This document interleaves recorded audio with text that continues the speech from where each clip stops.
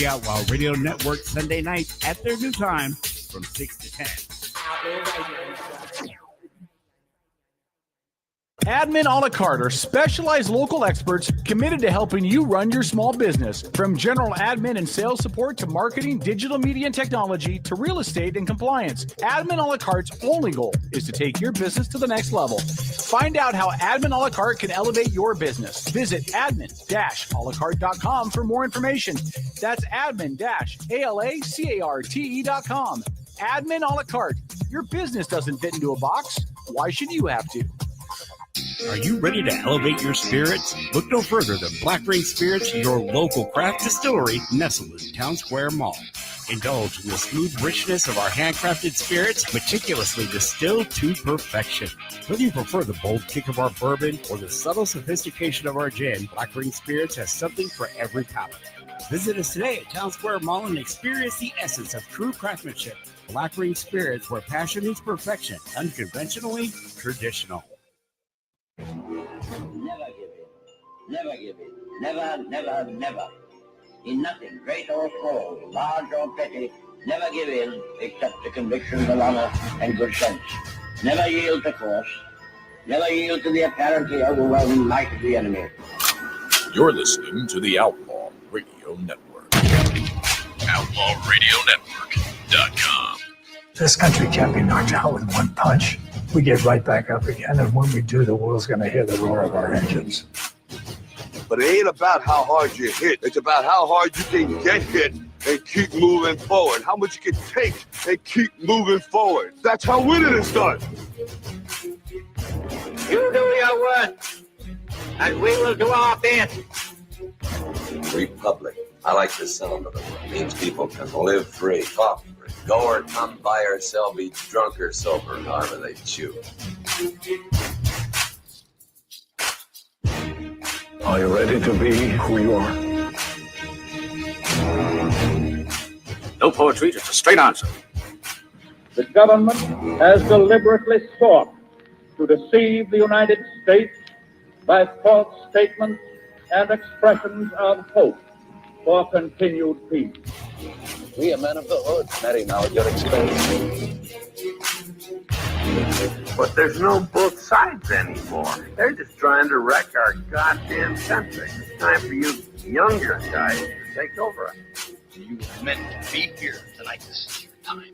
Their time is done. It's over. Screw them. This is your time. Now go out there and take it. If you guys don't start thinking as men, we're going to have a lousy country. For the crimes of incitement to cause unrest, I declare to be an outlaw. All right, everybody, it is the Outlaw Radio Network for the 6th of July, 2025. You're officially in the second half of the year. Congratulations. Hope you all survived the 4th. You all had the fingers you started with the day on. And happy 4th, everybody. Hi, Tom. Hey there, buddy. How are What's you? going on, my friend? It's good to see you. It's good seeing you too. Dennis, would you crank my headphones up just a smidge? Thank you, buddy. Okay. So guests in studio. It's going to feel like Alisha Beeler night part 2 as Beeler joins us in studio. Rick Eckert from the North End. He's a member of the Paulsbo City Council, but he is not here on that capacity, nor did he speak for them, because he's smarter than the rest of them combined. That's my words, not his. Frank is normally going to join us tonight, but Frank will join us next week, just because we were booked up with guests tonight. So Frank's going to join us from California next week. I don't know what Paul's plan is. We've reached out to him.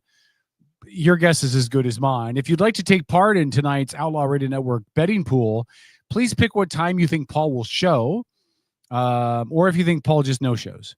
And whoever gets closest gets to win a lap dance from Dennis. Okay. Before we go to our guests, feel better to Boss Baby, who's at home on her couch, not feeling good tonight, but she's still monitoring the chat, and she's giving all of you all the finger. We also want to do a quick shout out to Rick's two favorite people, Ace Haynes and Holly. I think it's great that Rick is such a flexible, compassionate individual that not only does he love Ace as much as he does, but him and Holly become close. And that's good news. That's good news for all of us. That's so mean. No, it's not mean. That's really kind of mean. Rick, what do you think? Silence. See, he's not even complaining. He's not even arguing. Where I'm 100% correct. What's up, buddy? Yeah, talk right in the microphone. That's a good trick. Don't turn the mic on. There we go. We'll bring Rick and Alisha on cam. Hello, peeps. What's going on? Hey.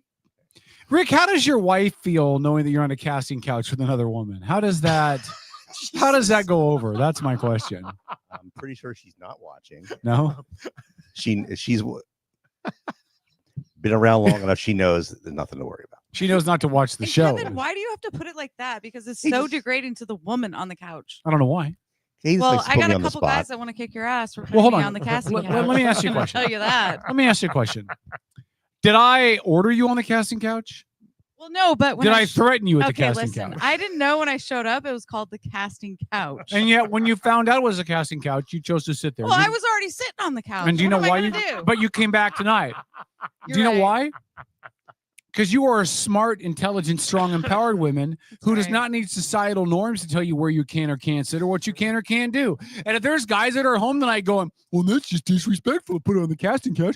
Fuck you. You're just pissed off she's not on your casting couch. Oh my God, you just said fuck. I did. I try not to swear on this show. Oh my God. I do. But it's so late. We got to stick up for the women because the women can stick up for themselves.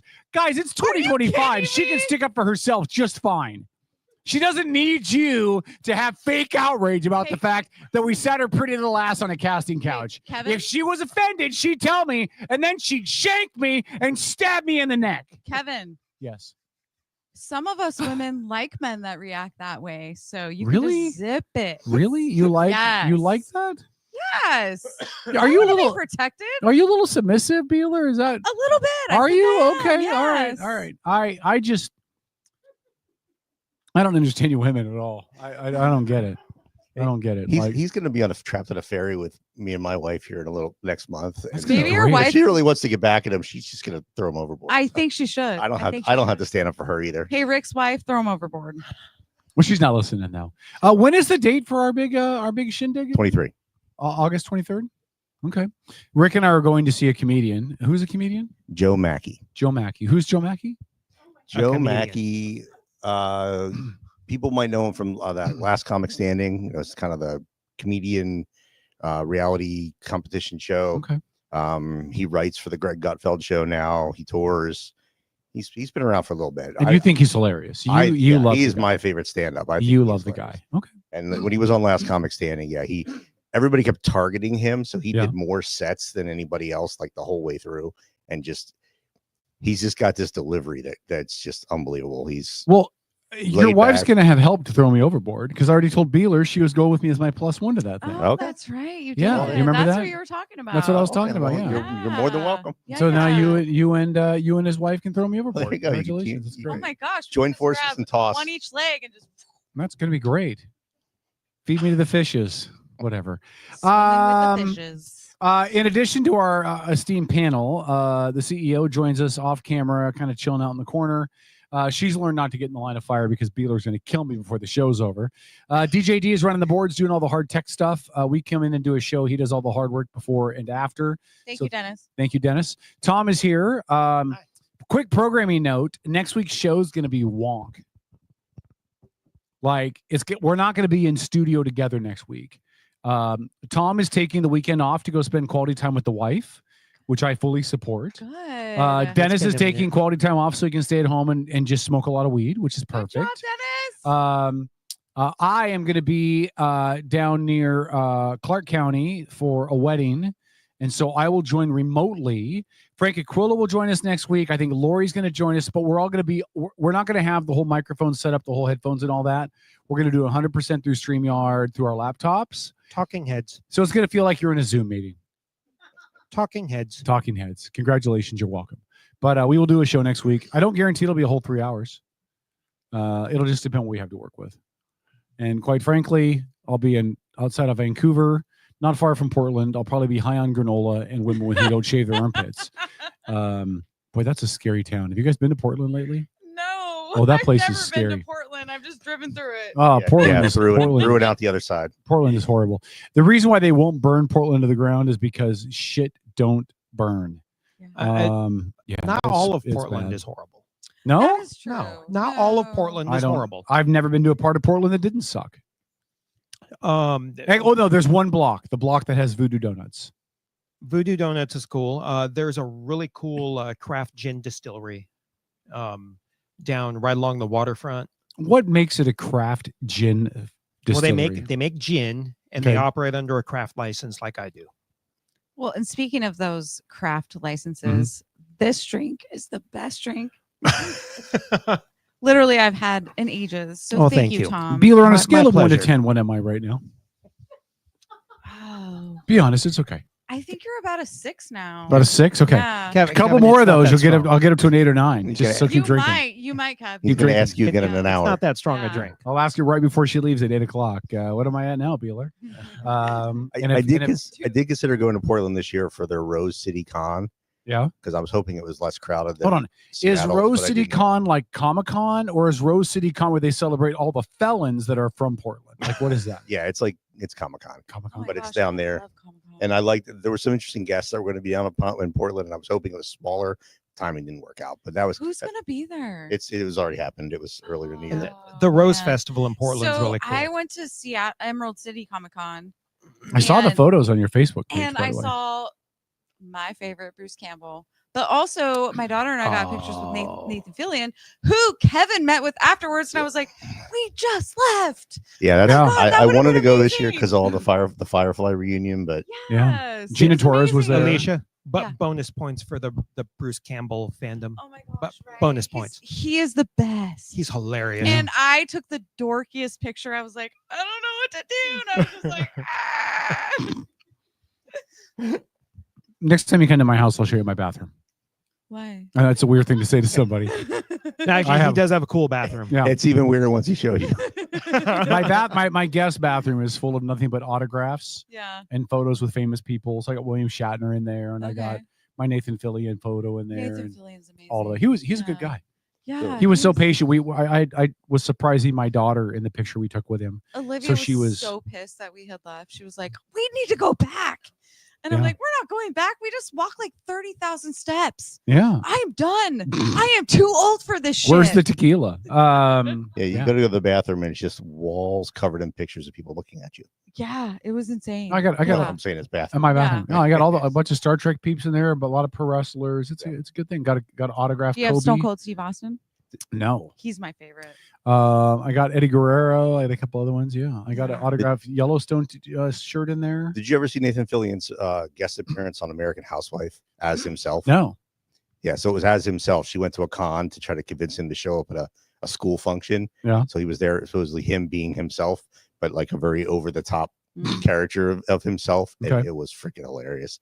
That if you don't watch any other episode of that show, go find just the one where she tracks him down at a con. My favorite Nathan Fillion character is from Santa Clarita Diet. And I know he was such a jerk on that show, but oh my gosh, the range of him on that show was amazing. It's hard to pull off a disembodied head. Just like a head, right? I liked him in Castle, to be honest with you. That was probably that's a good show. It like ran for like 7 seasons. We got Kate Beckings. What's her name? No.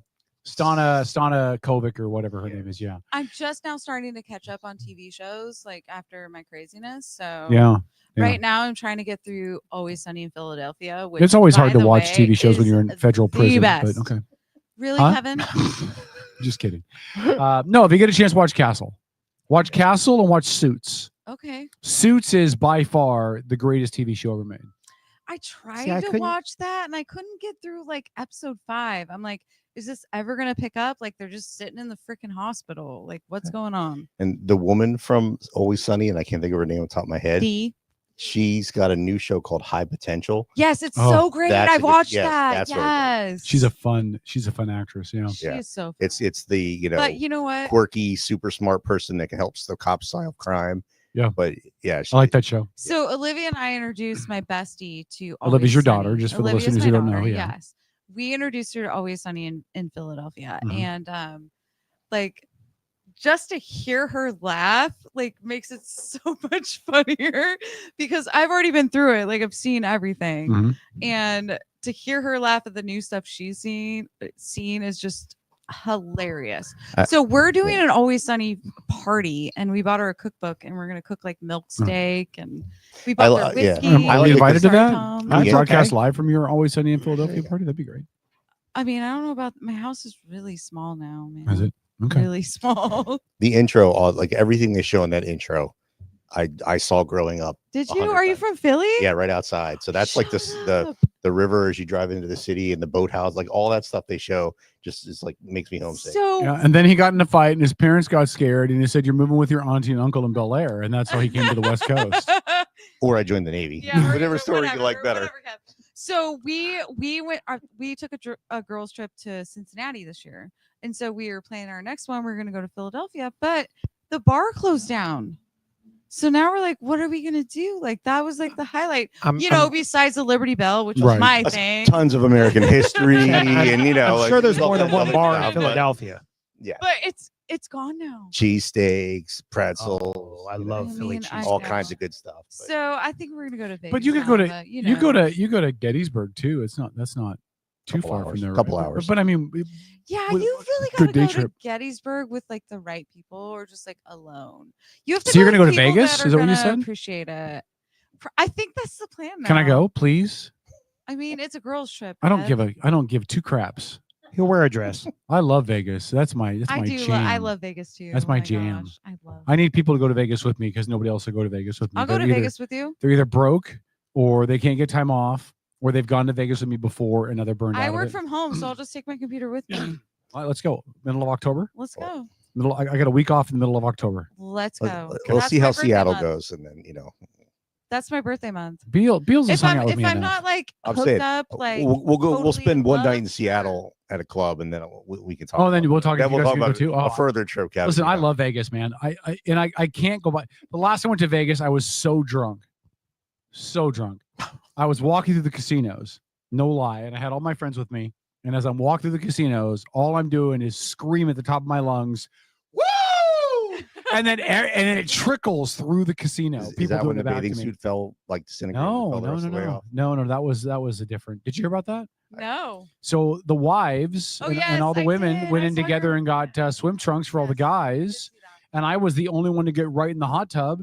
And then the freaking swimsuit disintegrated in my lap when I was in the hot tub. Were you embarrassed? No, I'm not Did embarrassed. you just Nothing. stand up and just let it sling? No, or I did what? not do that. No, I was mean- in a public pool. I was in a public hot tub. So I mean, own it. Felonies do not just stay in Vegas. Just so we're clear. Public nudity is not a felony. No, it's really not. No, I don't know. Also, if It's you a had misdemeanor no at idea most. about it happening, you can't really be charged with it. Yeah, and the judge would throw that. He'd laugh at you as you walked out of court. He would. Maybe. He'd be like, "You dumbass! You couldn't tell the difference." No, I had no idea. Nobody knew. Like we were all wearing the shorts. I was just the only guy to get in the hot tub. Wow. Despite what people think, there are some standards you got to maintain to keep federal jobs, though. So There is. Tell you guys my favorite story. When I was in Vegas, I talked to a security guy. He told me this story. He was working at the Link. You know where the Link is, Yeah. right? Okay. Yeah, So he was working at the Link. There was this guy that was in Vegas with his wife. They were staying at Treasure Island.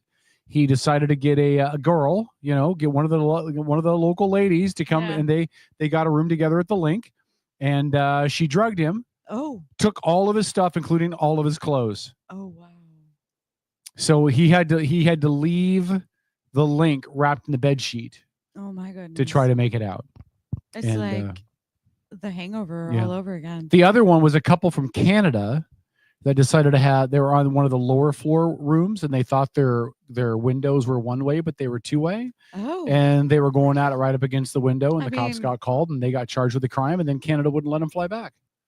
Said, nope, you got to handle your stuff down there before you come back. Sometimes you got to do what you got to do. That's I all guess I'm so. saying. Well, Yeah. listen, you're in Vegas for God's sakes. Right? It stays in Vegas, or it's supposed to. That's right. Except for the STDs and the felonies. All right. Newsy stuff. Yes. Oh, I said I just took a week and a half off work and didn't really do any vacation at all. So I had people telling me, Why did you take time off of work and not do something fun? I was at the annual conference for the Association of Washington Cities for part, and then I went to the annual conference for the Washington. That's not really vacation, man. Exactly. That's why I was getting harassed. Ugh. Then it was the VFW annual conference. So wait, you for should the- have got paid for going to those things. No, Did we you don't get actually paid. use? No, that was no, because my job is I'm my regular job is not city. My regular job's I'm a federal employee like Kevin. Oh, are you? So I actually have to absolutely be off work when I do anything with that. Otherwise, it's big trouble. But I literally went from one conference in the Tri-Cities and then got out of the hotel, packed up the car, drove an hour to Yakima, and checked into a hotel for the next conference. Wow. And you drove all that too, right? Like you drove to. Oh, yeah, I definitely drove. Yeah. I knew that sounds awful. out there. Yeah. So that was my vacation for the year. Okay, so Vegas in October with me and Beeler. Because, you have to do the prime vacation thing. I don't know if they do that where you work, but. I qualified that. Can we just put that in there? What? You qualified what? I qualified going to Vegas with you in October in case I meet my person and not going with you, Kevin.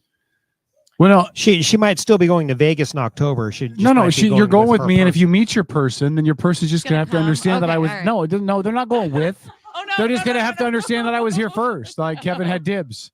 Doesn't work that way. I'm gonna come over and lick you right now and call dibs. Yeah. My man always comes first. Yeah. Okay. I got nothing to say to that. Okay. So newsy things. Can you, Rick, explain to us your infatuation with Ace and Holly? Like, can you explain what that's all about? So for the listeners that don't know, Ace Haynes is a multiple-time failed candidate on the North End. He ran for city council. He ran for state rep. I think he ran for dog catcher. I think he ran for lead janitor. He's a precinct officer. How don't you have to be appointed to be a precinct officer? You can be appointed if it's an open seat, but you do go on a ballot, and if nobody runs against you, you are elected. Is that how he got it? He ran for it. Nobody ran against him. So one of the precincts out in Suquamish. So when you hear him say he's an elected official, that's what he's referring to. Okay, but nobody ran against him, right? Nobody really likes him, right? I mean, he's really entertaining. I just got to say that, like, really. I have yet to meet him. I met him once. I've never met him either. I've just seen the stories. In a parking lot, and I thought he was going to put a chloroform rag over my face and stuff me in a trunk. The dude is literally 5 cans short of a 6-pack. I've heard stories, but I've not had any kind of interaction. And then Holly, who used to be a big supporter of the show till we banned her, for good reason.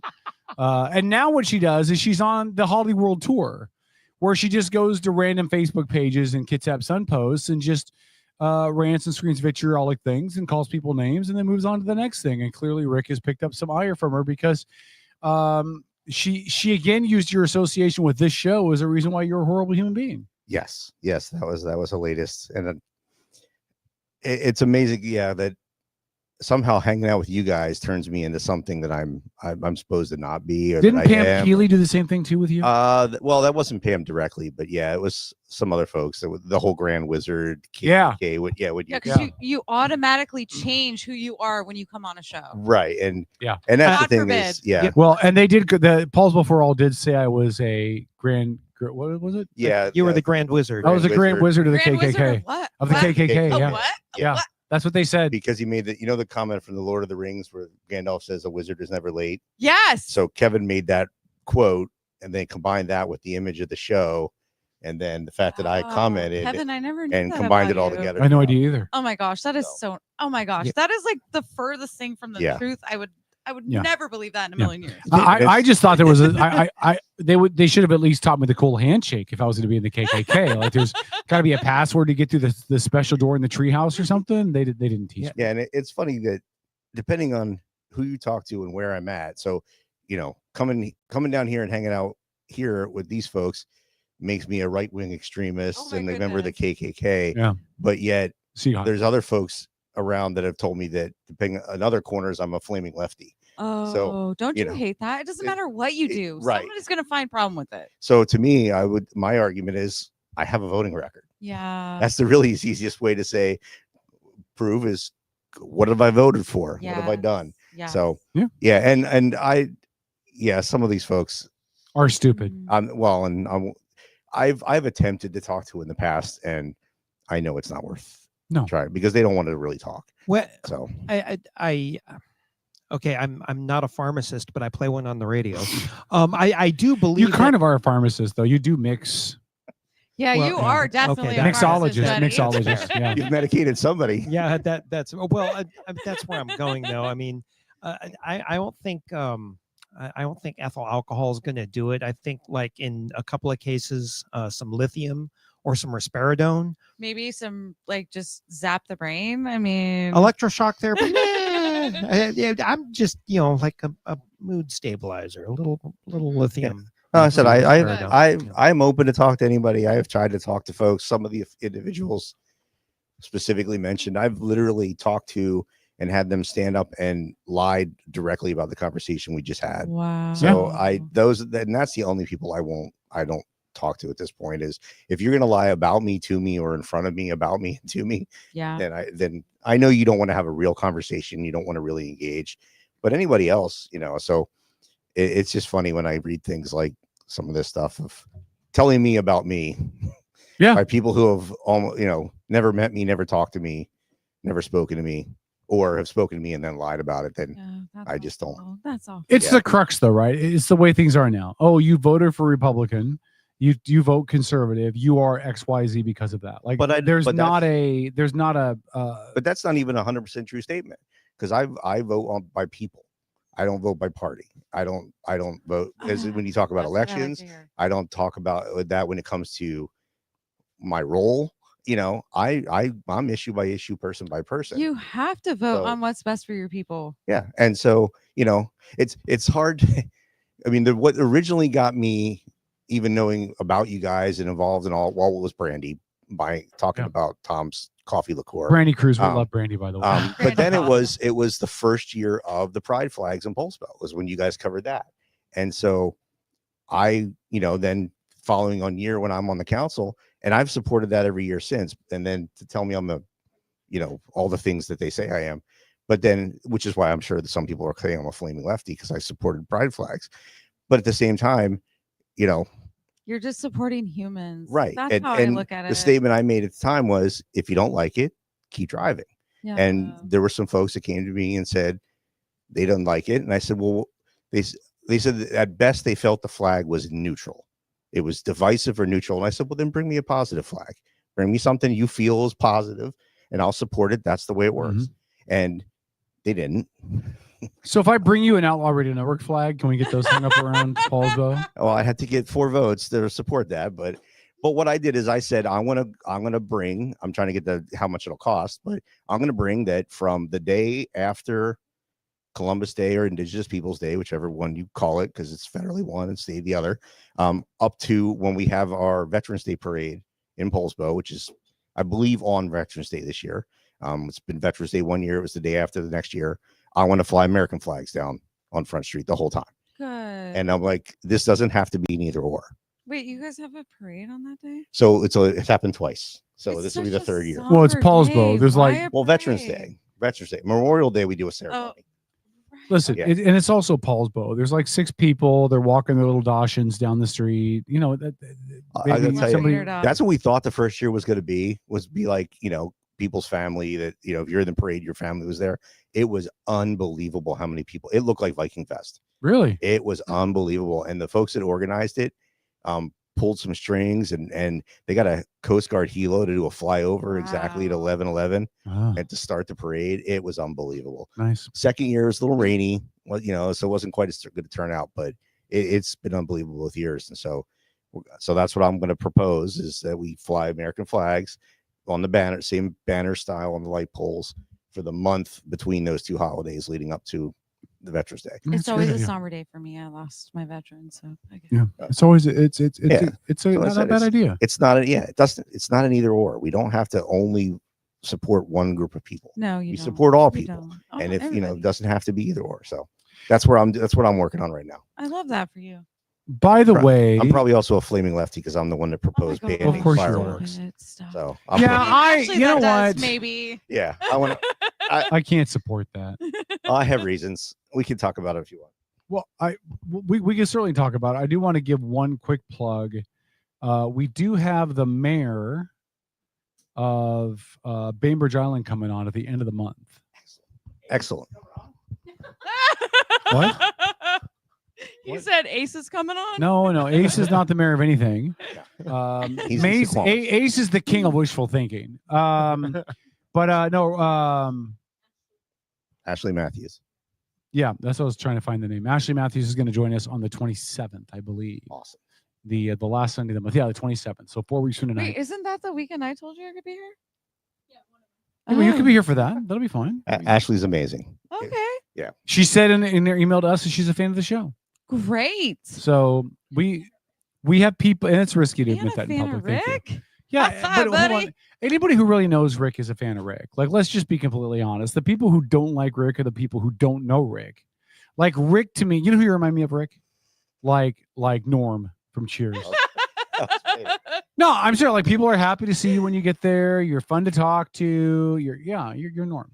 I just didn't know which way you were going to go because let's be honest, you could have gone either way. That I could have been a dig or that could have been a compliment. But it wasn't I a dig. sure. It was. Norm was the best. I mean, everybody screamed Norm when he walked. Yeah, I just did. Yeah. I wasn't sure. That's why I looked. I was like, man, nobody trusts me. It's okay.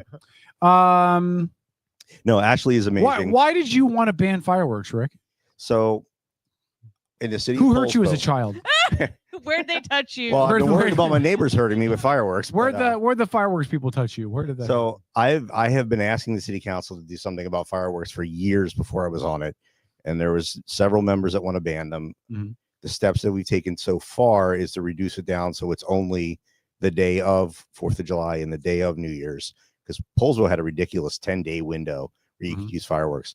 But the biggest thing is, if you think about it, so Tom's been to my house. If you think about my street and how close the houses are together. Yeah.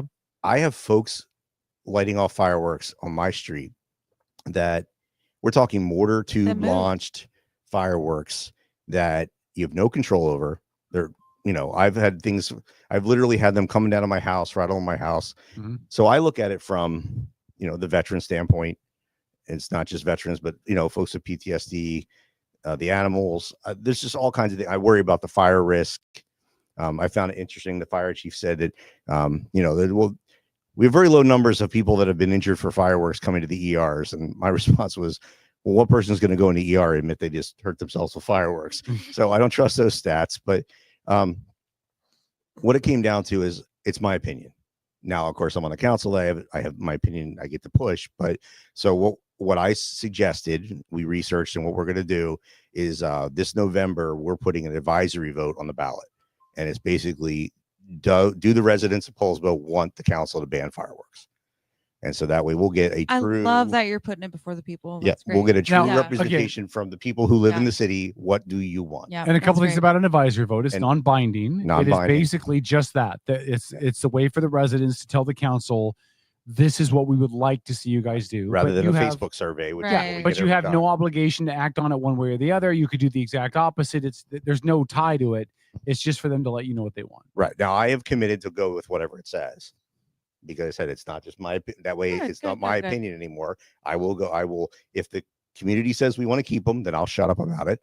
If the community says get rid of them, then I will push to make And that that's official. how it should be. Congratulations. If I could clap for you right now, I would, but I only have one hand to clap with. Oh no, let's clap. Let's clap. There you go. Oh, for the love of God. Hey, am I still only a 6? You might have regretted this. I'm just saying. Am I still only a 6, Beeler? Yeah, you're still a 6. She needs more I'm alcohol. gonna- Kevin, it was only one drink. I know she hasn't had any more. And it wasn't that strong. Can a you hook drink. up an IV? No, But there's I'm not, there's also issues where the city has rules that are different from the county. We have Suquamish that are really close, and there's different rules there. So people don't know what the right rules are. It's very hard to enforce. So we really just have to get a real idea what folks want, and then come up with a real answer. I see people doing things. Part of the objection in the past was, well, the fireworks are shooting off aren't legal to start with. Well, then we need to do something about that. We don't just say, oh, well, they're not legal. It's too hard to chase them down and catch them. I used to have someone who lived really close to me who every time the Seahawks would win, they'd drag out their mortar and fire fireworks off. I mean, I feel that's pretty acceptable, but that's just me. So hold on. I'm gonna. It wasn't that often. Come on. I'm gonna drag. Hey. How dare you? Oh, stop I'm going to it. bring Tom into this conversation because on one hand, we have Rick to my right, who is all for some government intervention and control and stopping you be able to set off fireworks. And on my left is Tom, who is completely against any kind of government overreach. Tom, what do you say? Well, I agree with you, but you also need to be accountable. So if you're out playing with your fireworks and you set someone's property on fire, you need to be accountable. Absolutely. So, I mean, I am pro accountability, even though I'm pro deregulation. Yeah, I'm neither or. Like, I don't think we should be banning fireworks. I think that's stupid. I don't think it's feasible. I don't think it's logical. I don't think it can happen. You literally live down the street from a significantly large reservation that sells a butt ton of fireworks, and you're going to tell people not to fire them off. Like, that's not going to happen. And I don't think you can hold people necessarily accountable because some of it's out of their control, right? Like, act of God stuff is real. The dryness factor is real. If some things are unaccountable for, well, that's part. If we could make it just nothing that goes in the air, I'd be willing to stop there. Yeah, but that's what not fireworks are. No, you have the ones that stay on the street. Blooming flowers and The tanks. dog pooping one is the best. I'm just gonna say Yeah, that right well, now. It's the best one there is. Beeler likes the dog pooping one. But and I said, Film at 11. There's a whole laundry list of things that I could roll out. But for me, it comes down to the PTSD issues, the fire risks. Oh. And I have literally stood in my neighborhood in years past. I mean, I'm going on 17 years in that house. I've literally stood on my back porch with a hose for hours because of people shooting fire. So why don't you guys take a page out of the Sideshow Bob Ferguson's playbook, right? So Bob Ferguson wants to allow drug addicts to come to certain places where they'll supply the drugs and they'll administer the drugs and they'll do all that, right? So why don't you do that with fireworks? Why doesn't the city of Paulsbo earmark a specific part of town that is a safe place to shoot off fireworks, preferably ones that go out over the water, so that you lessen the risk of the waterfront. Well, but even if you go further down, right? If you go, I don't know what direction that is, but you get away from downtown, kind of like where they line up for the parades and stuff when you head down that road. Right. Well, that's very quickly outside city limits. Well, That's the other thing people don't realize. Again, I think I've said it before. Paulsbo is less than 5 square miles. Yeah. It's actually very dense, and it's only getting denser. Yeah. We are already the densest city in the county, and we're only going to get more so. And so the houses are too close together. Neighborhoods are too dense. It's too dry. We still do have, But isn't farms, that something on your job to fix other than being the city Right, council, and though? Like, shouldn't you expand the city limits a little bit, let the city grow a little bit? What's the issue? Well, that's a very hard thing to do. So even Bremerton does it every other Tuesday. No, just they feeling don't. like They it's a might. personal problem. Like, I'm sorry, your houses are so close together. Like, figure it out. Yeah. No, and it's a tough one because it hits up on my personal liberty streak and not wanting to overregulate, but at the same time I've just watched this year after year after year. And so that's why I went the route I did. Okay. I said, let me All hear right. and I will go with whatever the Well, I think it's a great route because you should always listen to your people. Yeah, and this way, Yes. and social media is what social media is. There's always plenty of comments, and you don't know if that person lives in Paulsbo or South Carolina. Yeah, Is North Kitsap High School in the city limits? Yes. So here's my idea, right? Open up the high school, the stadium, right? And then you let everybody just have Roman candle wars in the stadium. I love that. That's a great idea. As a former school board director, And you will- I would absolutely not approve that. You will thin out the herd a little bit. Some little Jimmies will not be coming home. The damage to the stadium and the field would be pretty expensive. It'd be perfect. Because then when Kingston comes down to play, they're going to walk in, they're feeling like they just came to a war zone, and they're gonna back out at the beginning. They're gonna walk in. They're gonna be like the young kids who went to Vietnam and realize they're finally at war. They're just gonna surrender. Kingston will come down there. The Buccaneers will come down there, and they'll see that and feel like they've gone to combat, and they're gonna crumble. Yeah, no. You have nothing. You have to go back. That would be very expensive to clean up, and it's artificial turf. It would probably start melting. Can you Melted imagine? artificial turf. Can you High imagine? five across the studio. You agree with me, don't you? That would be I do, I that'd be totally great. do. I'm sick of all these manicured football stadiums where they spend millions of dollars on fake turf and nice stands and great paint jobs. These kids need to play in the war zone. They need football's a tough broken sport. glass. Yeah, concrete, yeah. rebar. How about just going back to real grass?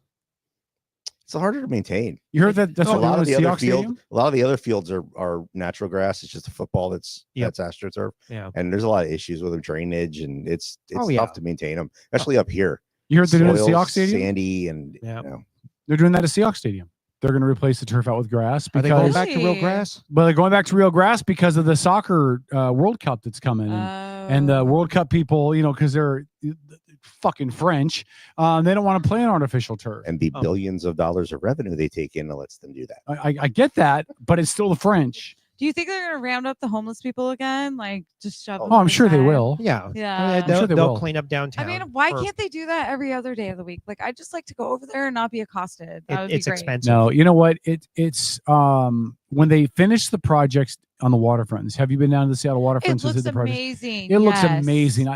I'm not sure I support it. I think there was a lot of taxpayer money that went down there. Yeah, I'm sure. But for what they intended to do, Yeah. I think it's looks great. Great. A lot of greenery. There's bicycle paths. There's more sidewalks. There's a lot of benches, a lot of wood work. A lot of good stuff. down there. Gardens. They have the big gardens. But It's I get amazing. off. Yeah. I get off the Now, wait a boat. minute. Don't you always complain about spending money on art and artsy things? Yes. No. As part of these projects. But what did I just say? And now I you're said, like the wood. No. Hold on. And, What did I just say? I said I don't know if I support the money that was put into it, but for what they set out to do, it looks nice. By the way, the artwork that I have an issue with is a fish catching a fisherman. Is a fish catching a fisherman. 1950s Art Deco style, one corner across the street to the other in downtown Bremerton, with a 50s style fish motif that doesn't match anything else downtown. Literally, who was the mayor? Was it Lynn Horton? I think it was before Patty Lynn. Kerry Bozeman. Somebody had a giant erection in Bremerton and thought, how can I spend $250,000 on artwork? Oh, I have an idea. How about a fish and a fisherman? Great, a fish being caught by a fisherman. That's a great idea. No. The fish is going to catch the fisherman. And somebody literally said, oh, that's a great idea. Let's do it. Those are idiots. Have you seen what we did in the roundabout as you go with Lee Pole and head towards Suquamish? Probably not, since you didn't know the Taco Bell was closed. No. I think I saw. Isn't there fish Lame. etchings on the sides or something? No, it's in the center of the roundabout. It's a vertical cast iron, or not cast iron, but metal. Is it a fish catching? No, it's actually it's a fishing. It's a canoe, and it's got storks, maple leaves, and the leaves are glass. So the right time of day, you got the sun coming in through it's actually absolutely beautiful. Until you have a freaking semi plow through it. But yeah. Well, it's raised, but how much do you think it cost to put that in the middle of that? I'm trying to think how much it was. Maybe 100 to 150, I think, was spent total. But that's in the center. It's also on the wall on the side. Hold on. There's like 3 different installations. Rick. Hold on, Rick. Let me see if I get this right. We have a housing crisis. We have an opioid pandemic. We have a mental health pandemic. We have homeless pandemic. We have people that live in Kitsap County, root for the Niners pandemic. We spent $150,000, give or take, on fish and storks and maple leaves. Like, first of all, the maple leaves don't even belong down here. This isn't freaking Canada. All right. Do you not know what the Suquamish name for Polesville, that area, is? No. It's the land of the vine maples. The land of what? The land of the vine maples. Of the vine maples. Yes, the Maple Valley, land of the vine maples. Okay, I get that. So $150,000. I said there's 3 installations here. I'm going to find a picture of it. Okay, but you can show me the photo of it. It might be the second coming of Da Vinci. It might be the top of the Sistine Chapel. It might be the naked pictures I took of myself on my honeymoon. It's not going to be worth $150,000. You do realize there's labor and stuff to put those pieces of art in. Yes, nobody does it for free. I'm aware. Right. Okay. No, I can't find it, of course. But what are you getting at, Phil? Tom, that we created some jobs out of that $150,000? No, I'm just saying. I mean, $150,000 isn't huge for the price tag. The art is probably $150,000. Fraction of that could have probably gone to 3 or 4 homeless tiny sheds. Yeah. You know what I mean? Yeah. So it's but that's not No, what. listen, it's gorgeous. Like I it mean- really is. It's beautiful. It's got the stork and the leaves and. But that's not what the people in that municipality chose to do with the I don't $150,000. really know if those are Native Americans. They have little hats like Chinamen, so those could be Chinese sailors. No, out it's there? the I don't cedar know. hats. Oh, those are cedar hats. Oh, okay, it's hard to tell. No, I mean it's gorgeous, but it's not $150,000 gorgeous. Well, that's like I said. There's I can make that with pipe cleaners. It wouldn't last though. This is made out of metal. This was done by a blacksmith. Don't bring race into this, Rick. Wow. And this was done by one of the by a Suquamish artist. That's on the retaining wall as you go around the. Did Suquamish help pay for this at all? I don't believe they help pay for it. They help select the artists. Oh, but they didn't help pay for it. No, I don't believe. Even though it's on a major thoroughfare that goes right to their tribe where everybody goes and gambles. But it's not on their reservation. But I understand that. But it feeds their. It benefits them. That's on 305, right? That's very cool. Yeah. Yes. That's on 305, right? Yes. Where does 305 go? Paulsville. And yes. Bainbridge and Suquamish, And right? Bainbridge, yes. So if there was no 305 that the wonderful folks in Paulsbo in the state of Washington was funding, nobody could get to their silly casino, right? I suppose. So they probably should have kicked in a little bit there, right? I mean, they make the money because of people going down that freeway that other people are paying for. Well, this was at its base a WASDOT project. I know. Listen. I'm not trying to be difficult. Yes, you are. The premise you don't of try spending at all. It comes to you very the naturally. premise of spending $150,000 on artwork in a roundabout. First of all, who decided a roundabout was going to go there? Was that the DOT or was that the city of Paulsbo? No, it was the DOT with the city of Paulsbo coming off of everything uphill from that. Did you have any say in there being a roundabout? That was all decided long before I got Perfect, 'cause there, if but you- I'm sure If you not voted for a roundabout, you and I are going to go to war. Roundabouts are literally the stupidest thing that man has ever created. Those are the dumbest things ever. They actually reduce accidents. I don't believe that for a second. I lived in England for 3 years, and I could tell you roundabouts done properly are not a problem. Okay, they might reduce physical accidents. They do not. In fact, they people in probably increase England mental health are issues. Very much used to them. And they have no People in teeth. Washington They have bad teeth. are not used to them. Yeah, no, well, I say it done right. I have seen some around the county that the one I at Gig would Harbor. not agree that That one in Gig Harbor. It's where you so get off- horrible. That when you get Yeah, off at yeah, Burnham but I would Drive, not oh, that accept is that the route. worst thing ever. I have an idea. Let's get off the highway, off the off ramp, immediately to a roundabout. Now, I have not been to Europe, but if I'm not mistaken, aren't the ones in Been Europe? to Uranus though. Yeah. Yours too. Aren't Love you, Tom. Wow, what's Love you, going Tom. on, guys? Yeah. By the way, Tom, is Nancy in the chat? Hello, Nancy. I'd like to visit Uranus. Go ahead. Stop it. You guys should be on the casting couch. Man, I'm gonna hit him with a coffee mug. Aren't the roundabouts in Europe much larger than the ones that we've kind of retrofit? It into our depends. little intersections? There's ones that are out on country lane roads that where they just instead of 4-way stop signs or traffic lights. Well, country they lane- use them in all different capacities. Yeah, I'm at Country Lane Road. You don't need anything huge because it doesn't have huge volume. Yeah, no. When you come up on it at like midnight, there's another car and 10 miles around. You don't have to stop. They're lovely. Right. And then there's the version of from European Vacation. You're where like a 4 now, Kevin. where he's driving around for because it's 8 lanes and right. And they actually have ones where it's multiple roundabouts feeding into each other and That's the worst thing ever, it's man. all kinds of That sounds awful. this one actually won an award, an engineering award. It's got a tunnel that goes underneath it for so pedestrians and bikers don't cross the road anymore. They don't Where's this at? It's on as you're leaving Polsville headed to Suquamish. So, Really? So you don't have to cross 305 anymore on foot or on bike. You go underneath. I've not been north. It was almost as soon as it was finished, they saw deer. Paulsbo, where we going haven't through- mastered the art of crossing the street. Hey, people get killed on 305, so this is a way to stop it. No, I hear you. But deer started using the tunnel almost immediately, so we don't have people hitting deer. Man. Like it has made the road so much safer. Way to train them. Yeah. Good job. They just figured it out. They were smart enough to figure it out So- on their own. So I mean, really, all you have to do is sit at one end of the tunnel with your Nah. bow. Well, Nancy's in Okay. chat. Hello, Nancy. How you doing, baby? How you Uh-oh. doing, Nancy, baby? Okay. Tom. I don't Hit him understand. with a Hello Kitty coffee mug. You need I don't to. I don't understand any of this. I don't. You have $150,000 in artwork at a roundabout. The roundabouts are a good idea because the Europeans like them. Meanwhile, the Europeans would have been overrun by the Nazis had it not been for us. We don't need to take lessons from them. They need to take lessons from us. And by the way, can we please nuke France? This whole idea that we need roundabouts is the most ridiculous thing. Well, they slow everything that we've down. done as a Western nation. They may not prevent all right, Tom, accidents, I'm but going to they kick you in slow here. everything down. Roman aqueducts are still working 2,000 years later. Yep. So we can't say anything European doesn't work. Now, I mean, we don't have aqueducts here. Roman aqueducts still work because the ancient Romans made better concrete than we do today. Yep. Yeah. You want to take a real vacation. So this is probably one of the last real vacations I took. Dover Castle. So south of England. That Ben's place? You've got Ben Dover? Yeah. I knew where you were going.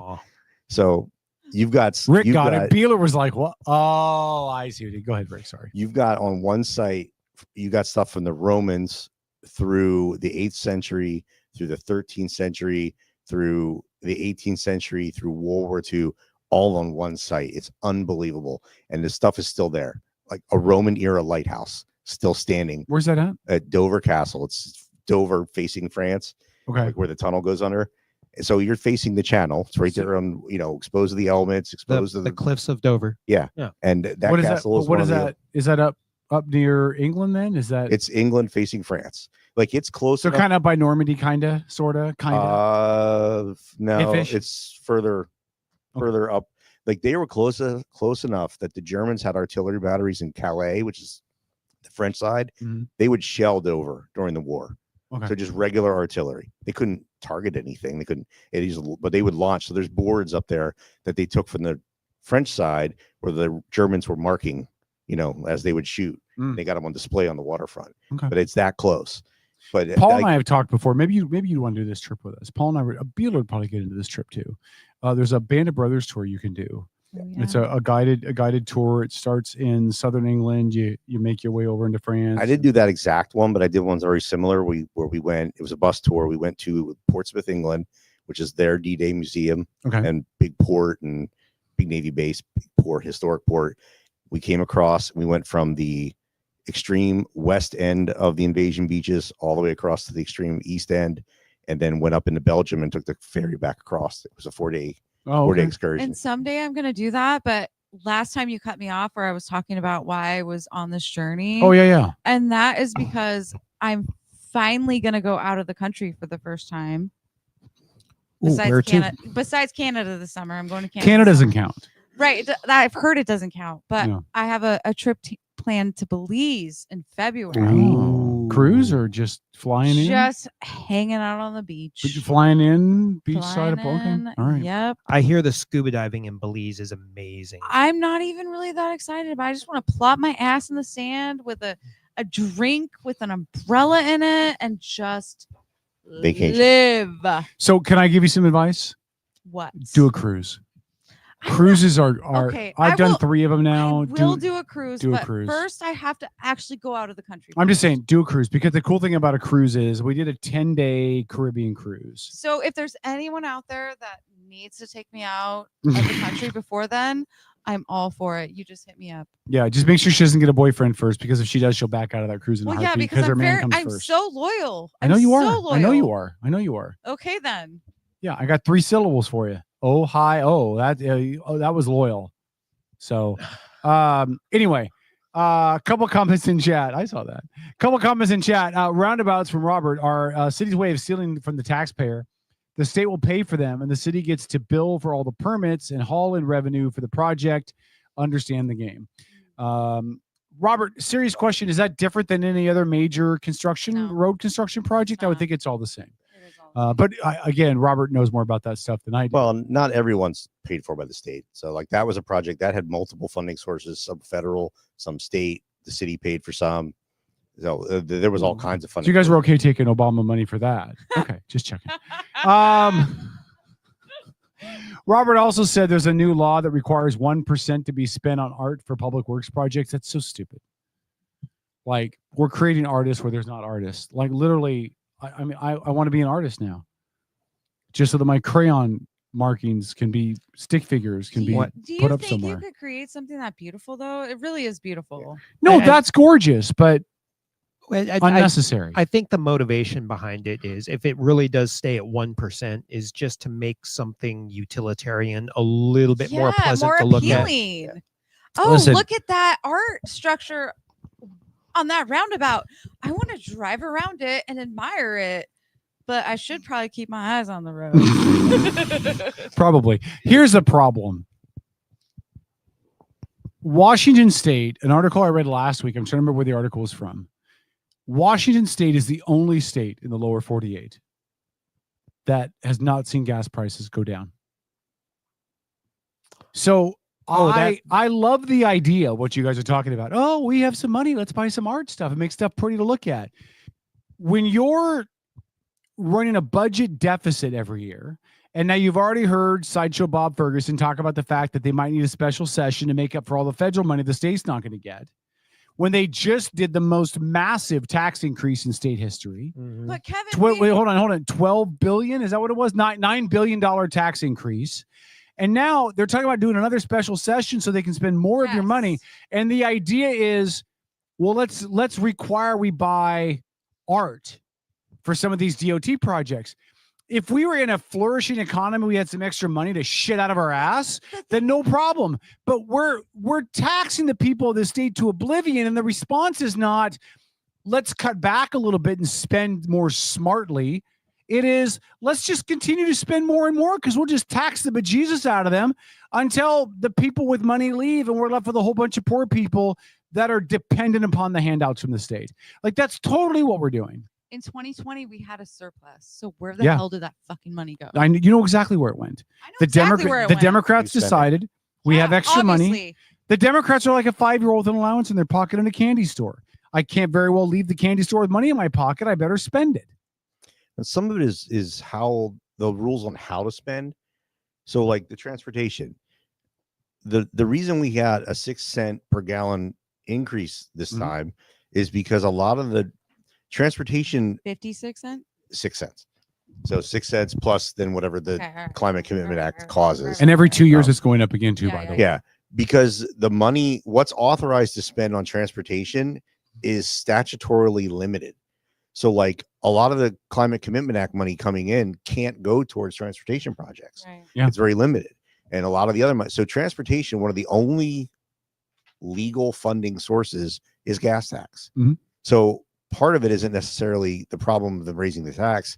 It's that they need to fix what's allowed to be spent on roads and bridges and ferries. Yeah. And so it's, but again, to back you up though, $150,000 out of that road project that could have been part of the road project went to artwork in the road project because 1% has to go to it. When they did the fisherman statue downtown in Bremerton, the conversation was, well, what else could we have done with that money? Could we have improved the sidewalks downtown? Could we have put awnings over part of the sidewalks in downtown Bremerton for some covered walkways? And the response to all of those was no, it has to be art. And I'm not, that's stupid. I'm not 100% sure. And I'm not going to commit either way because I don't know. It might be that it's a matching 1%. It's not necessarily from the transportation dollars. So it might be that you have to match it from your general fund dollars. I don't know. Like I said, this was built before I was on, so I wasn't in those conversations. But because of the limitations on what the money could be spent on, I wouldn't be surprised if it's you have to match 1% of what you spend on transportation with an art project. You could be right. By the way, Tegan said we need to keep track of when I'm mean. I'm never mean. I'm just directing to the point. Tegan. Love you, girl. I did her interview thing at ass crack 30 on a Saturday morning, but I'm mean. Okay. It's never mean. You just have to, like I said before, you have to know which direction he's coming from. I went on a date to Paulsbo. I haven't been to Paulsbo much in my life. I'm What'd you guys do up there? girl. Go cow tipping? No, we went to that Italian restaurant downtown, which was phenomenal. Which one's that? Like right downtown. Probably the one that's not there anymore. No, it's still there. This wasn't that long ago. It's that Italian, I think is what it was called. Oh, no, that was not. Okay. No, was it right there on Front Street? It's been there a Street? long time. Because that one's gone. Yeah. Or is it the one up on Viking Way across from where Paul's Bar used to be? The downtown road, and right when you get to the restaurant, you would take a right, and it takes you to that big ass brewery, which is really where I really wanted to go, but we ended up at the Italian restaurant. Are you talking about Slippery Pig? No. Well, there used to be another Italian restaurant there, but that's been gone for a while too. Yeah, and when I there's said one- it's in Slippery Pig, I Silverdale. meant the brewery. There were two. There's one in Polsville, one in Silverdale. That is what it was. Okay. And then there's one in Silverdale that's still there. Campanas? No, Campanas hasn't been Starts around with for a S. long I don't time. know, but this starts it with was S. it was amazing food. It was probably Spiro, It was something not like that. Spiro's. Oh my No. god! It was, Trying to think of what was there. forever. Yeah. Well, I do know Slippery Pig's gone now. Yeah, Slippery Pig's gone. Do you know what's in? When did they leave? Because I Do you know was what's in the just there, slippery? Like, You know what's in the Very- slippery pig very place recently. Very recently. now? You know what's in the slippery place pig now? Slippery pig place now. You might like it, Beeler. It's a pour your own wine bar. I'm actually not a wine Pour your own a person. bunch of things. Yeah, It's but beer, pour your wine, own. Yeah. I like pour your own beer. That's great. Because I nothing love that in says Ohio. nothing says cheap like pour your own. Like I have a bartender for a reason. If I wanted to pour my own, I would just say. Now the Italian restaurant down now it's Bella. I can't remember how to pronounce It was the a second part. kind of a fancy restaurant, so Yeah. I'm guessing that was it. Yeah, no, there's been a lot of turnover down there. There's been a lot of turnover. I feel like that one's been there a long time. I feel like it hasn't turned. There a lot of businesses that were there for a long time. The folks decided it was time to go, like It retire. has a little or- outdoor patio. I'm pretty sure that was it's that Italian, something like that. By the way, to the Paulsbo Tourism Board, we're going to send a bill for this entire segment. Oh, I know. I'm just saying it was amazing. And I'm terrible at this Wait, stuff. Stella's? That's what I was trying That to Was it Yes. Stella's? No, I don't know. Okay, That's my- the only place you should Stella- take a yeah, and it's date in in Silverdale. Paulsbo is Slides. Okay. Yeah, my missus brought that up in the chat. Yeah, there By used Viking and there Cups. used to be two, and now Thank there's you, only Mrs. one. In That's Heather. yes, Oh. and Stella's used to have because he had a thing they called red and white spaghetti where you got marinara on one side and Alfredo on the other. I just know Yeah, I that was ordered a cool. pizza and I rarely eat pizza, but oh my god, this pizza was to die And for. Bella's was part of it when they did second year in a row. They've done a Bloody Mary crawl. I love Bloody And so Mary. they had I think they were the one I marked as the best Bloody Mary.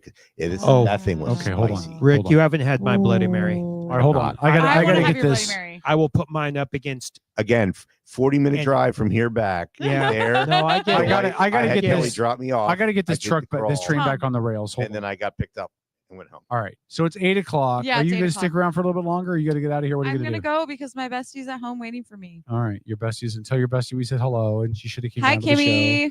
We totally Kimmy. could have had her tell stories about you. That'd been fun. Oh, She would've Alicia and I loved need that. to talk I know. longer. You guys just do what you can. In a moment, we're gonna bring Amanda in, and I think I might be in trouble.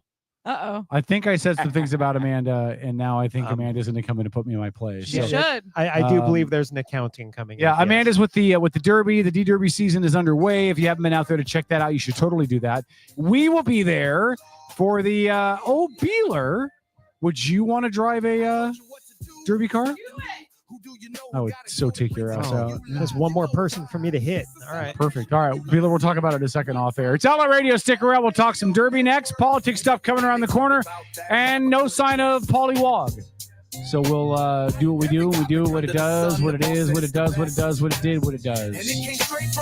Stupid Trojo. Back after this. So don't play yourself. The CO don't tell no lie. Radio Network. It's the Outlaw Radio Network. It's the Outlaw Radio Network.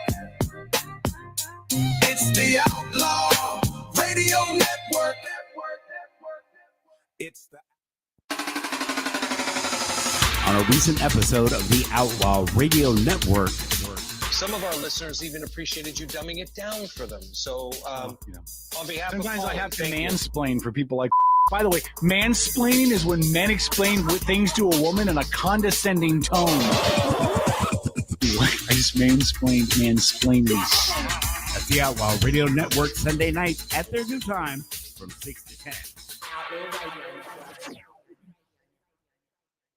Admin a la carte are specialized local experts committed to helping you run your small business. From general admin and sales support to marketing, digital media and technology to real estate and compliance, Admin a la carte's only goal is to take your business to the next level. Find out how Admin a la carte can elevate your business. Visit admin-alacarte.com for more information.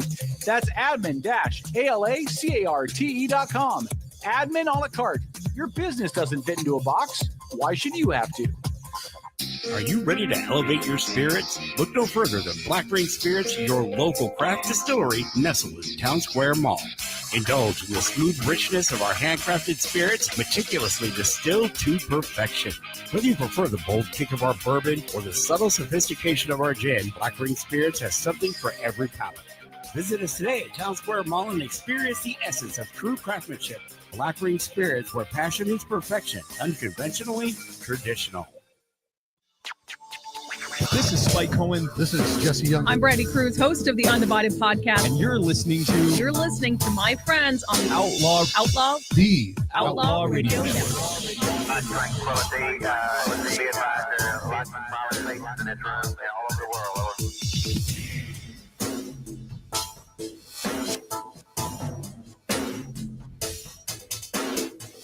All right, Outlaw Radio. Goodbye to Beeler, who's off to do whatever Beeler does. Probably have some more. Yeah, I'm sure. Her bestie's at the house. That's how those movies. That's how those adult movies start. Tom will be back on camera in a second. Eckert is still rolling around here as well. And thanks for checking out the show. Our number 2 underway. We will get to some political stuff later in the show. I know we didn't really do it in the last hour. Frankly, it's a 4th of July weekend. Nobody wants to talk politics. And if anybody thinks I'm going to bring up what happened in Texas, you're absolutely wrong. There is no part of me that's going to talk about what happened in Texas. Why not? Because I got nothing to say. There is nothing that can be said about what happened in Texas. Those floods and the kids. No, not doing it. No.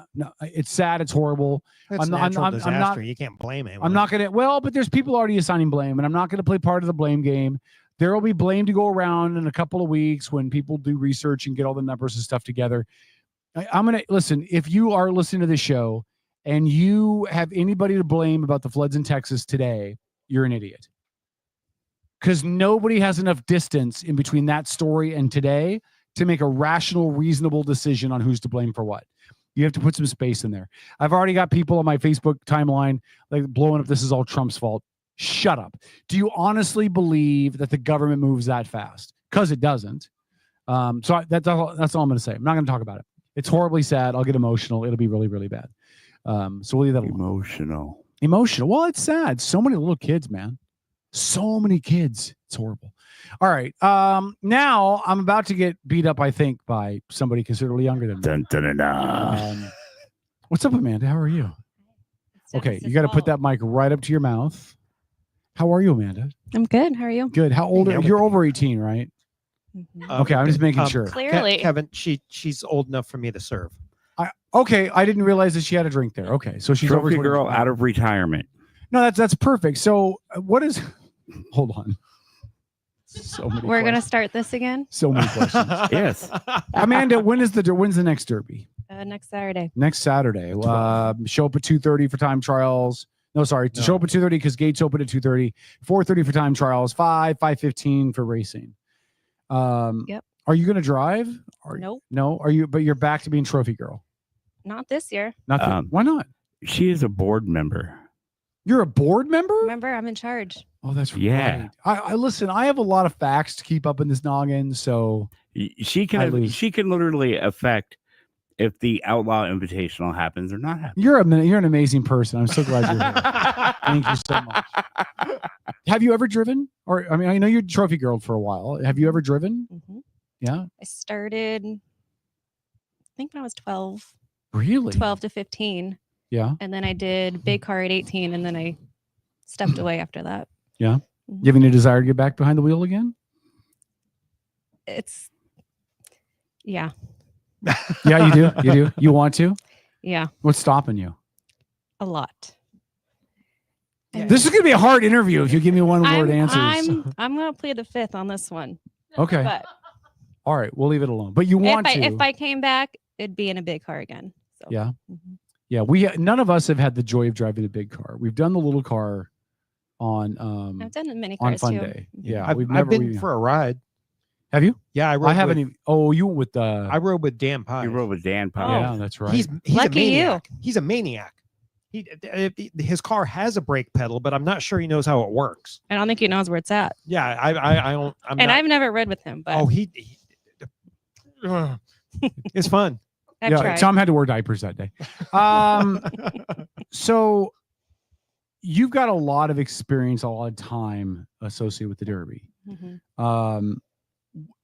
I'm going to ask the awkward question up front, because normally when you see people at the Derby, they're older guys, they're men, they're grease heads, they're not younger age. You're a attractive young lady. Like what makes you want to do it? Because I would imagine it's not common to have young women that are a part of the Derby. Am I right or am I wrong? There's going to be more and more coming out soon. You think so? Mm-hmm. Okay. What drew you to it? Is it just driving fast, running into people? Like, what is it? Both. Yeah. I grew up in it. My family did it for a while. I grew up with a lot of the kids that are out there now that are like Donovan Burr and Dylan Pies. Yep. But I She stepped grew away. up out there. Well, yeah, she started when she was 12, right? And here I thought I took how many years off? 8 years? I don't know. A good amount. Yeah. And then all of a sudden I got the call, you want to be a trophy girl? Okay. And now here I am again. So welcome back. Thanks. Welcome back. It's been good, but I forgot how to have a life outside of Derby. How did you end up finding yourself on the board?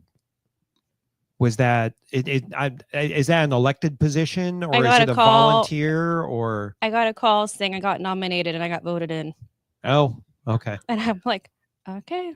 So were you alerted to the nomination before said nomination? The day before. Oh, okay. Okay. So Is you something you did have a wanted? chance to say, you just didn't take it. No. Looking back, I'm glad I took it.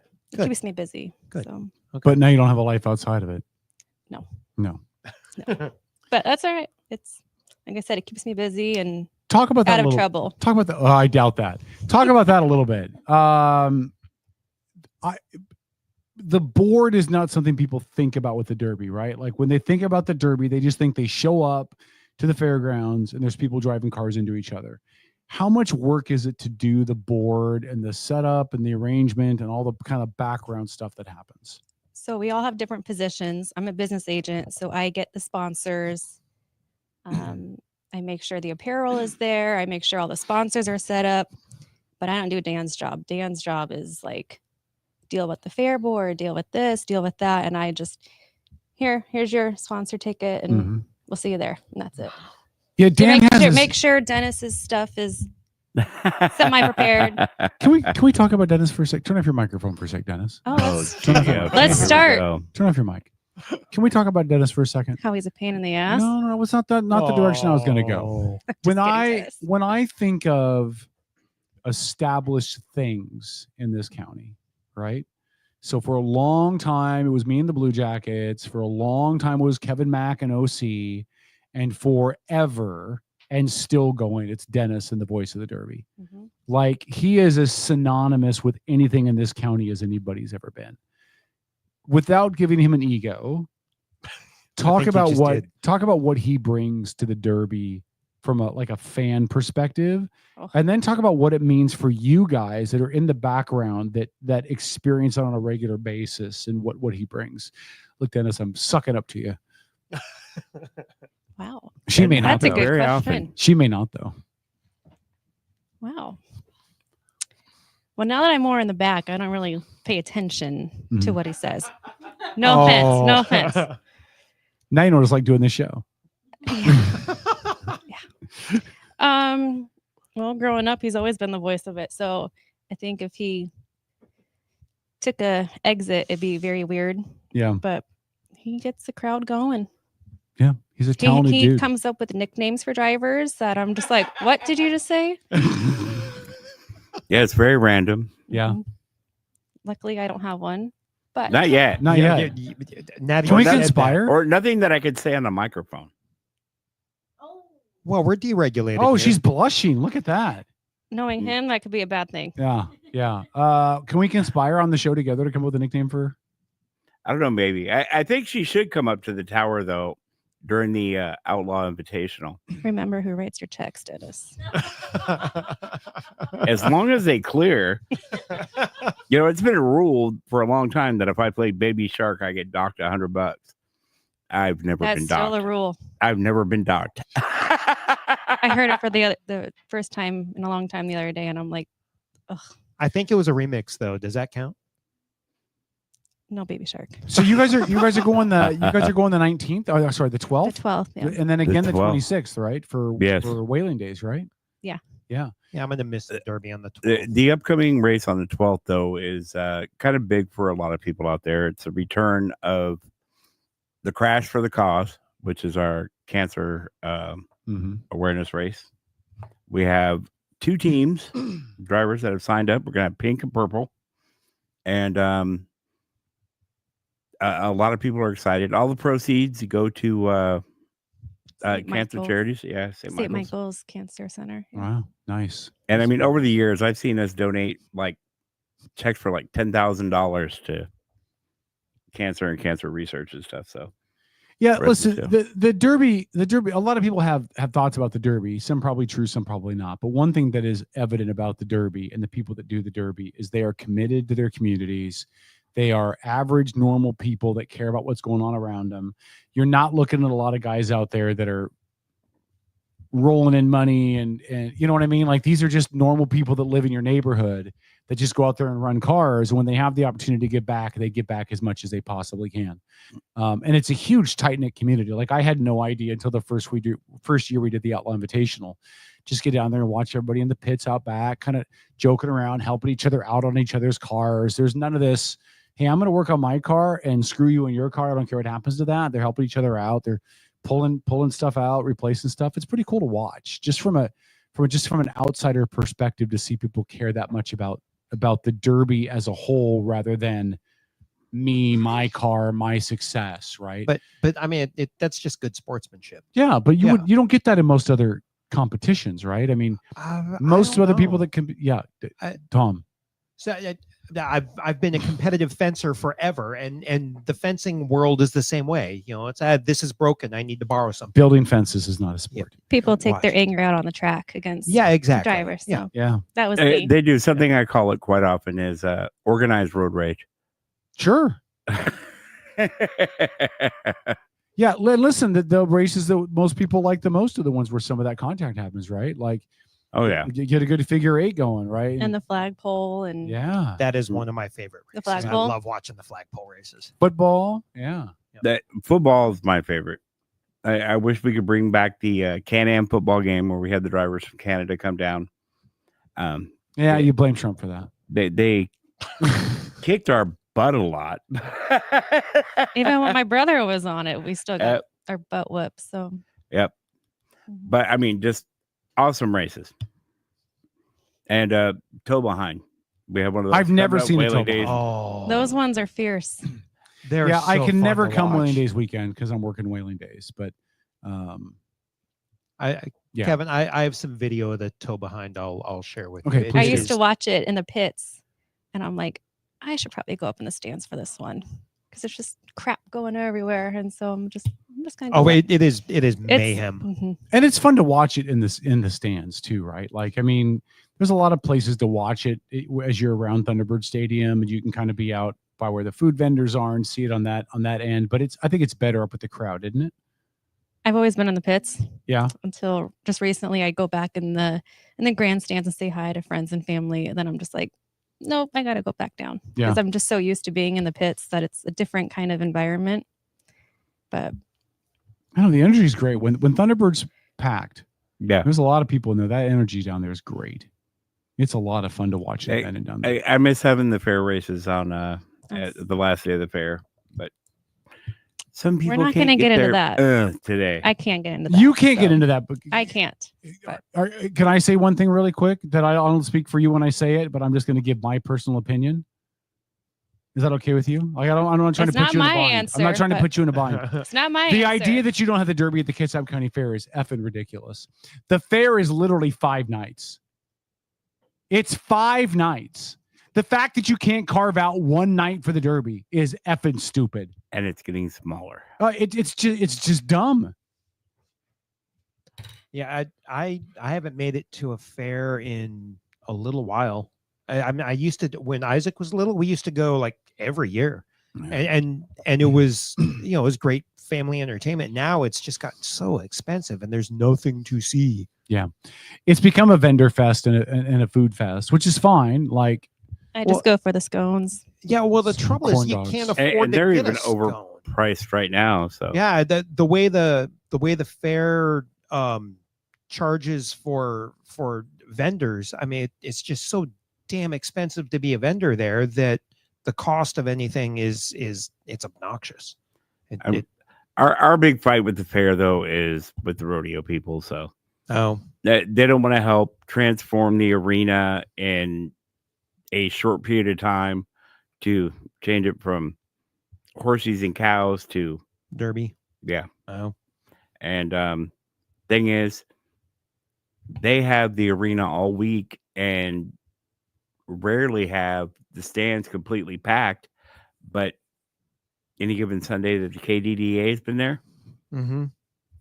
Oh, stands are packed. I went by there. I think it was last year during the Kitsap County Fair, and I was leaving there, and they had a Heart cover Tribute band, band. yeah. Or it was Heart to Heart, or one of them. Heart They were- by Heart, yeah. But they were playing in Thunderbird Arena. Yeah. And the place was next to empty. Yep. Like, I get it. They're a known band, but I would much rather have the Derby in there, even midweek or something, right? Even on a Thursday night or something. Why not? Yeah. Or on a Sunday to end it if you're worried about the And that horses was and that cows was and it. stuff. It was always we went on Sunday with a short show. No time trials. Yeah. You know, maybe a few hot laps, but that was just more or less to check the It was track. a very, very short show. And we made it through it, and it gave the people that were there at the end something to do. But then they wanted to go out and see the. Yes, there's a cat that there's a lives cat. in the mall. It's a livestock, right? Small cat, yeah. It's a mall cat. That is the mall security system. Okay, well, it can stay over there. You're not a fan of cats? I'm not a fan of animals. Really? I don't have any. Okay. Not even dogs. No. That's Oh, her eyes are like, oh no, I don't think so. But she will sell you a house that is. Smells like dogs or cats. She is a real estate agent. Can we promote your business? Sure. Well, go ahead. You can speak for me. You do it all I the time. can speak for you. Do you. it all. Oh, hold on. I always have something to read. that I write up to give to you. Yeah. So you should memorize it. Gig Harbor Real Estate. Yeah. Yes, Amanda Ugrin. Perfect. Look her up. Yeah, which house? Which franchise is that? Gig Harbor Real Estate. That's It- the name. That's the name. It's The Gig Harbor Real Estate. independent. Oh, okay. It's not like a part of So a. it's not It's like not a like Remax Keller thing or- Williams. No. Okay. No.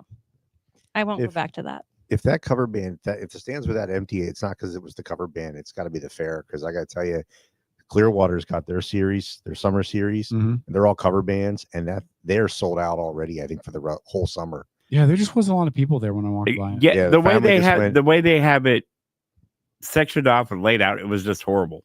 Yeah. Even for the headliner, that was last year, and I'm like, Yeah, think about going to a concert in Seahawks Stadium, and you're sitting at the 50-yard line. So where you're facing the 50-yard line, but the band is in the end zone. Like it's not. It's a bad venue for concerts. Yeah, Clearwater It's- just. I mean, it's the grass. It's all grass. Oh, I know. I took my mom to a Clint Black show there a couple years ago. Yeah, Kelly and Logan. They just went to the Queen cover band. So Oh, okay. you'll Yeah. hear all about it in August, but he'll want to tell you all about it. But yeah, they're Queen. they're sold out. I think every one of those shows is sold out through the summer or close to it. I'm sure it is. Yeah. Amanda, who's better, Queen or Journey? Oh boy. dum dum dum. Whatever the right answer is, that's what I stick with. There may what's be your a- answer? Journey. of All right, course. we'll just stick with that, so I Look. don't hear about it. Yeah, there may be a generation gap there too, Kevin. There might be, but you know Journey, right? Mhm. Yeah, you know Queen, right? Mhm. See, she's not. Give her a little credit. Oh, there, Tom. okay. Come on, Tom. Give her a little credit. I- What does the future for the Derby look like? Like one of the concerns I have about the Derby is that we push things like this EV mandate and all that. Do we have to worry that Derby's not going to be here in 10 years because of availability of vehicles or stuff like that? Or do you think there's always going to be that availability? I think there will always be a Derby. Yeah. Okay. Mhm. I hope so. So I grew up with a lot of the drivers now, but there's a new generation coming in. They just Did a derby on Friday in Forks.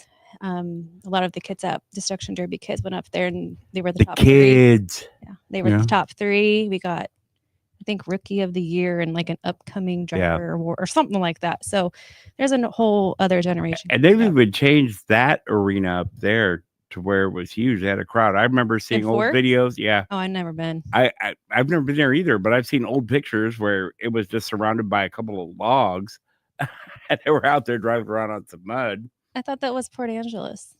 Oh, maybe it was. Because I raced in Port Angeles and that's what it was. It was the Okay. barriers was the logs. Yeah, which I'm like, where is this? I actually won there. I actually beat Donovan there. So Whoa. You did? Mhm.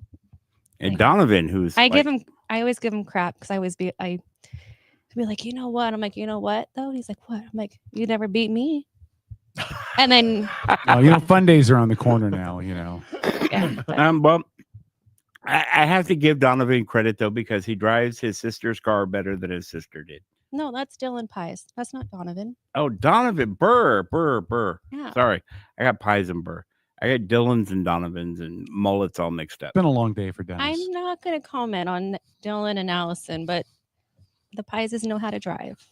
They do. They're insanely. It's in the lineage. And the Burrs do too, even though Donovan, the first night that he won, I remember saying on the microphone, so Donovan, who's the better driver, you or your dad?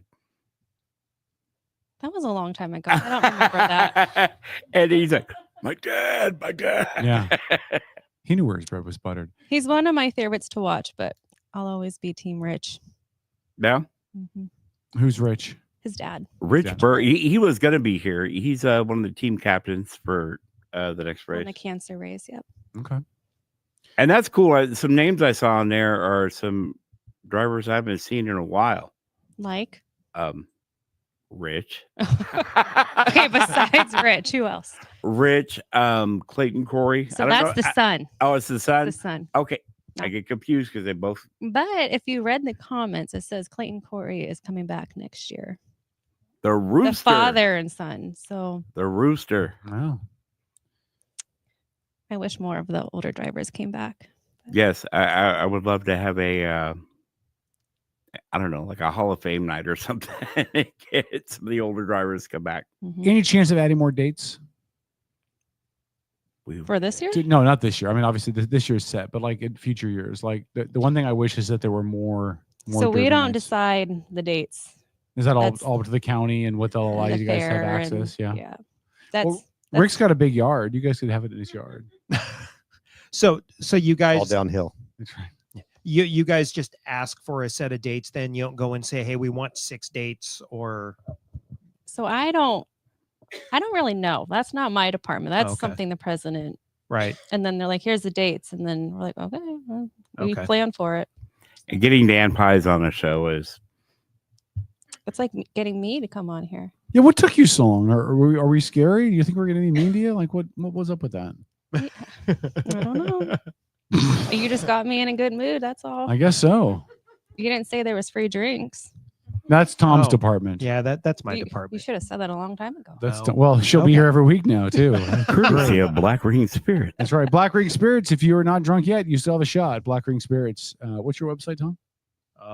Actually, it's down at the moment. I'm in talks right now with some web assistants. Okay.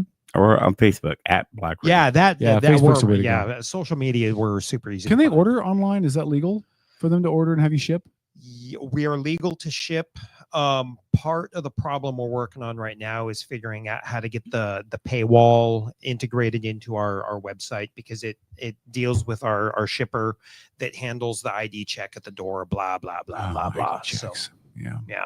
Government regulation. Tom's a big fan of that kind of stuff. Yeah, I love it. I love it. You may not know this, Amanda, but he really is a Democrat through and through. And I thought I was coming to talk about the Derby, not no, politics. I just wanted to make sure that Tom, because it's a flaw. His political thinking, it's a flaw. So I just wanted to give you a heads up. No, I love regulation.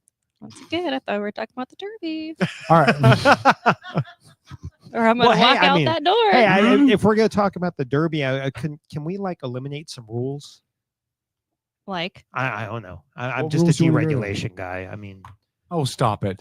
Stop it. Yeah, give me a rule to eliminate. Let's talk. No, if you're Tom, you know what you'd like to eliminate? The tires at the corners. So 2 years ago, he's literally 3. Was it 3 years ago? Yeah. I think it was 2 derbies ago. No, it's No flamethrower rule. They think I remember. Oh, 3 I think years ago. I think a flamethrower No. would be awesome. So he's ahead of everybody by like, I don't A know, lap. 10 car lengths. How about Like paintballs? he's got a Paintball huge. shooters. You got a connection now. Are you talking about the race you guys were in? Yeah. Yeah. I don't remember that. No, I'm telling you, he had a huge lead, and for some did. reason, he drove into one of the tires for no reason whatsoever. Just head on into the tire. That's Here, I know the story. that's Because- driver error. Exactly. Yes, it was. Because Somebody in the stands Tom was have like, a Hello Kitty sweatshirt on or something. I want to be Oh, so out you're the front Hello Kitty guy. so bad that when I was out front, I You know was what to do. looking for everybody else. So I turned around, and when I turned around, I turned into the tire, and then everybody passed me up. Oh, you were in the race too? No, No. that was the No. debrief after the race. I have driven a car on that track one time, Was it Shane's? and it was a hot lap. No, it was not Shane's. No. It was The first year I drove, it was Matt Gilbert, and then every year after that, I've used Jeff Himes' car. No. Yeah. So it's I myself, for me, it was oh my god, Don Olin. Oh. He came up one night on play date. He said, "Dennis, you want to drive? We're going to do a hot lap." I'm like, "Sure." And I was like, "Okay, I've never done this before. Let me get in here. Let me just not hit a tire. And when I'm going around the track, not be so slow that dirt doesn't move from underneath the car." And I was successful, but I was still slow as can be because the face mask kept fogging up because I was breathing heavy. And Kelsey Payne was the flagger at the time. Oh, that was a long time ago. Yes, and he was trying to figure out how to get the wireless microphone to work so he could go, "The pedal on the right." But he couldn't figure out the wireless microphone. Shout outs to the Indian Outlaw. We've had him on the show too. Yeah, we have. Yeah. What do you think about Ty? Do you have any thoughts about Ty? Any stories you want us to share about Ty? I don't have any. No? Mm-mm. I'm the president of the Ty fan club, by the way. Oh. Yeah. Well, then I better leave. No, I don't have any. The last derby, I hung out with him and his girlfriend as spectators, but I don't have any stories about him to tell you. Yeah, he hasn't come on the show since I suggested he proposed to her at the track, and he hasn't been back since. So I think I chased him off. Taryn did like that idea, though. I know she did. Yeah. It's Bunny, by the way. Yeah, Taryn, Bunny, whatever. I don't think I've ever Same heard person. her go. I don't think I've ever heard her go on this show by her real name though. You just gave it away. No, she's gone by Taryn. Fourth curtain, fourth wall, dude. Fourth Yeah, wall. yeah, but whatever. So this Saturday, This coming Saturday. this yeah. coming Saturday, and then again on so this Saturday against the July 12th. the 12th. Yeah, the 12th. And then the 26th again for the Whaling Days one. And then you guys are off the month of August, right? Correct. And then And- we come back in September. For the which- fun day. Yes, but I don't Play know the day. date for that one. Play day. What's that? I don't know the date for that one. 13th. Yeah, that's the one that we'll be at. Play day, aka championship. That's when Kevin's finally going to win his first race. How just many so- Outlaw Invitationals have there been? So I think this will be number 5. Oh. This will be number 5? I think Or so number because 6? Jesse Young won the first one, then Yep. Debbie won 2 in a row, and then Tom won last year. Yep. Okay. This So will I be number believe this will 5. be number 5. And amazingly, the 2 people that have been in every one of them haven't won one yet. But do you know why I have never won one? Because Paul conspires with everybody else behind my back to make sure I don't win. Like literally, he will have conversations with them and he'll say, "I don't care if I win as long as Kevin does not win." So he gets everybody to make sure that I get beat up and knocked around. I hear a lot of talk about, "I'm going to put him in the wall," like you guys are in Days of Thunder or something. I want to know which one of you is Tom Cruise. This The resemblance is uncanny. this coming derby, I want to start in the back this time. That's what she said. Why? Because I want to hit everyone. All I've ever been able to do is start up front and just haul ass. I haven't hit anyone yet. You hit a tire. Yeah, I did hit a tire, but that doesn't count. It holds still. Those are easy to hit. No, that's fine. If you want to start in the back, that's fine. Yeah. You can start in the back. That's So okay. whose car would you drive? Whoever let me borrow one. I mean, I would love to borrow Jeff's again. I like his Cavalier, but I'm whoever let me borrow. But you don't like Matt Gilbert's car? Matt Gilbert builds a badass car. I can't drive it like him, but he Whose builds a car? badass Who car. let me borrow their car the last several years? You remember? I think it was guys from Weirdos Racing. So it was like Ty's teammates. I don't. Do you remember what number? If it was no, I don't. Dale remember that. Dickinson, Bob Poor. I don't remember. I don't know. Nice guy. The last 3 years I've had the same guy's car though. They're all mini car guys, right? Yeah. Yeah. We If I don't have the roster in front of me, I don't we didn't have enough. I'm the same way, and I've been out there for that long. I know. I have to prepare them for you. Exactly. So Amanda, one last question: how important is it that people support the Derby? Like, how much does it matter to get a bunch of butts out and seats out there, as far as just the logistics and the financial feasibility of the Derby and all of that? How much does it matter? A lot. Yeah. I mean, we're out there for the fans. The fans help us get the show going, and we have a Facebook page, and everyone shares it. So all the events that we have, and we actually have a new online shop for our t-shirts and sweatshirts that's new this year. Yep. Oh, nice. Okay. Do you guys have the Tyost boy toy shirt up on? No, not this year. You guys should add that. That would be a big I think we have a seller. shirt with Dennis's face on it. Really? Do you really? Those sales aren't going very well. Oh, I want one. I'm just kidding. Oh no, she was. But now she's like, no, maybe we need to add that. Put Baby Shark on the back. Perfect. You've got to get one in like toddler size because his grandson would be all about it. My grandson does some Baby Shark. He does a damn good rendition. Maybe it of could Baby be one Shark. of those QR code ones, and then when you Scan the QR code, Your face pops up. That's Oh, a nightmare. and then it's done. Oh, wow! Hey, this is what you Baby get. Shark when you do it on your phone. It's what I get, and you know what? This is all what you throughout- get all for throughout him the season, picking on me. I get text messages from her, and I don't always get them until I don't know the race is over. Hey, make fun of Pinky real quick.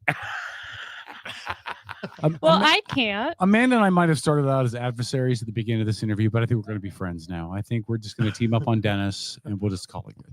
I've teamed up on Dennis for a very long time. Yeah, She has since she was like I don't know 9. Probably younger than that. Yeah. That's 20 years ago. All right, so the 12th, get there at 2:30. Get there early. Yeah. Crash for the cause. Yeah, and I stress getting there early for a couple of reasons, right? One, you want to get good seats. 2, you want seats under the overhang because if it's too hot, you want to be in the shade. If it's raining, you want to be dry. So Maybe be closer to Dennis. yeah, be closer to Dennis. By the Right. way, listen, kids. True story. If you see Dennis, don't say anything. Just walk up, give him a hug, and squeeze his ass. He loves it. It makes him happy. It makes him feel loved and appreciated. Don't even make eye contact with him. Just walk up, give him a hug, squeeze his ass. I've been told he likes a good goosing. Yeah, good goosing. Yeah. am That's what's I on Dennis's listening shirt. to? Goose me. On the front is a picture of Dennis. On the back it says Goose me. Yeah. And so no, but literally get there early. Get there at 2:30.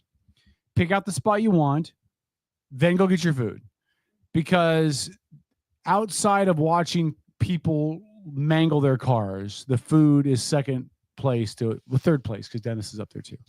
The food it's fair food. It's corn dogs and stuff that's not healthy. But for you. we have food trucks out there now too. Yeah, Smoking Robinsons. Listen, I've Smoking never Robinsons. seen that many food trucks, and I'm always stuck with the Crazy Eric's cheeseburger. But the food trucks, Food trucks are Every good. year I have to get a Crazy Eric's Fair Burger. Give myself well, you have heartburn.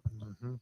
Do you know what you guys had food wise at the fair and at Whaling Days? They bring in that booth, which is like the 15 or 20 different kinds of corn dogs. Have you seen that? You like corn dogs, don't Like, you? oh God, I love corn dogs, and I only eat them at the fair. Like I don't order a corn dog at a restaurant. I'm not a freaking 12-year-old. But if I go to the fair, I go to Whaling Days. You were about to say something about me being a 12-year-old. I saw you moving that microphone. But if I go to the fair, I go to Whaling Days. I gotta have a corn dog. It screams summer. Do you not get corn dogs for yourself and like prepare them at home? No. I Why should have not? brought one for you. God, I would have fallen in love with it. If you walked in with a corn dog, I'd have proposed. That's all it takes, man. Get in line. Get in line, she said. And she's modest too, folks.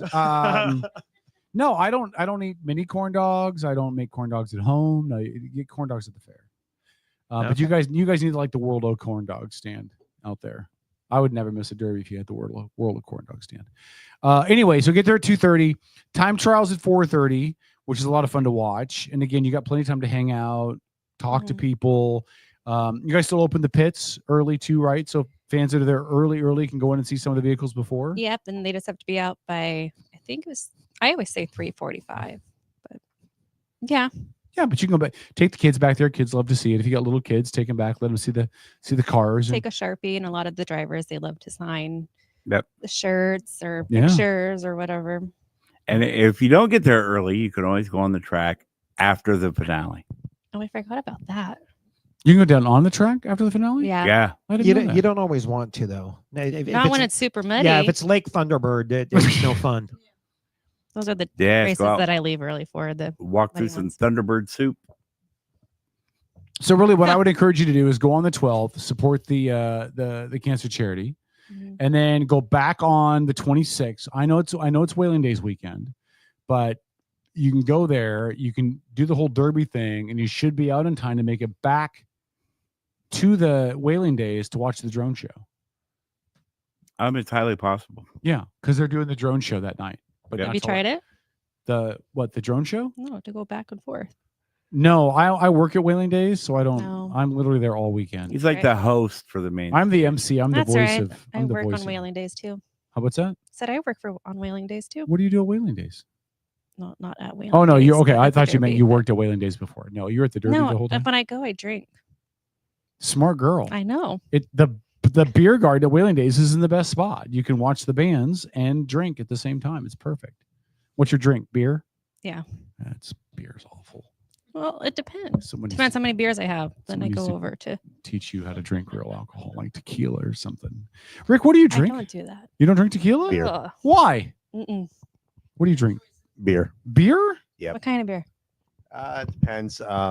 Generally the lighter stuff. I'm not a big dark beer guy, but I did just guilt my way into being a judge at the Polsbo Brew Fest this year. I gave the guys that run it a hard time for always picking somebody else as a judge, so that they picked me this year. So I got to judge all the entries, and Western Red Strawberry Pale Ale was the winner. Let me ask you a question. How drunk were you by the time you were done judging that? Oh, not at all. They No? only give you like this much of each one. Oh, it's just a little sip of each Yeah, one. because you're doing like 12, so they give you, You ever asked it's a for pint extras? glass. But well, that one, because that was the winner and it was by far the winner. While we were waiting for them to officially announce it, we went up and got full pints of the strawberry pale ale because it was really good. Beer is so awful. No, You're just not drinking good right beer. beers. Good beer is really good. No, You- give me you need to try it. tequila, give me rum. I had an IPA the other day, and it was Silver City Peach Milkshake.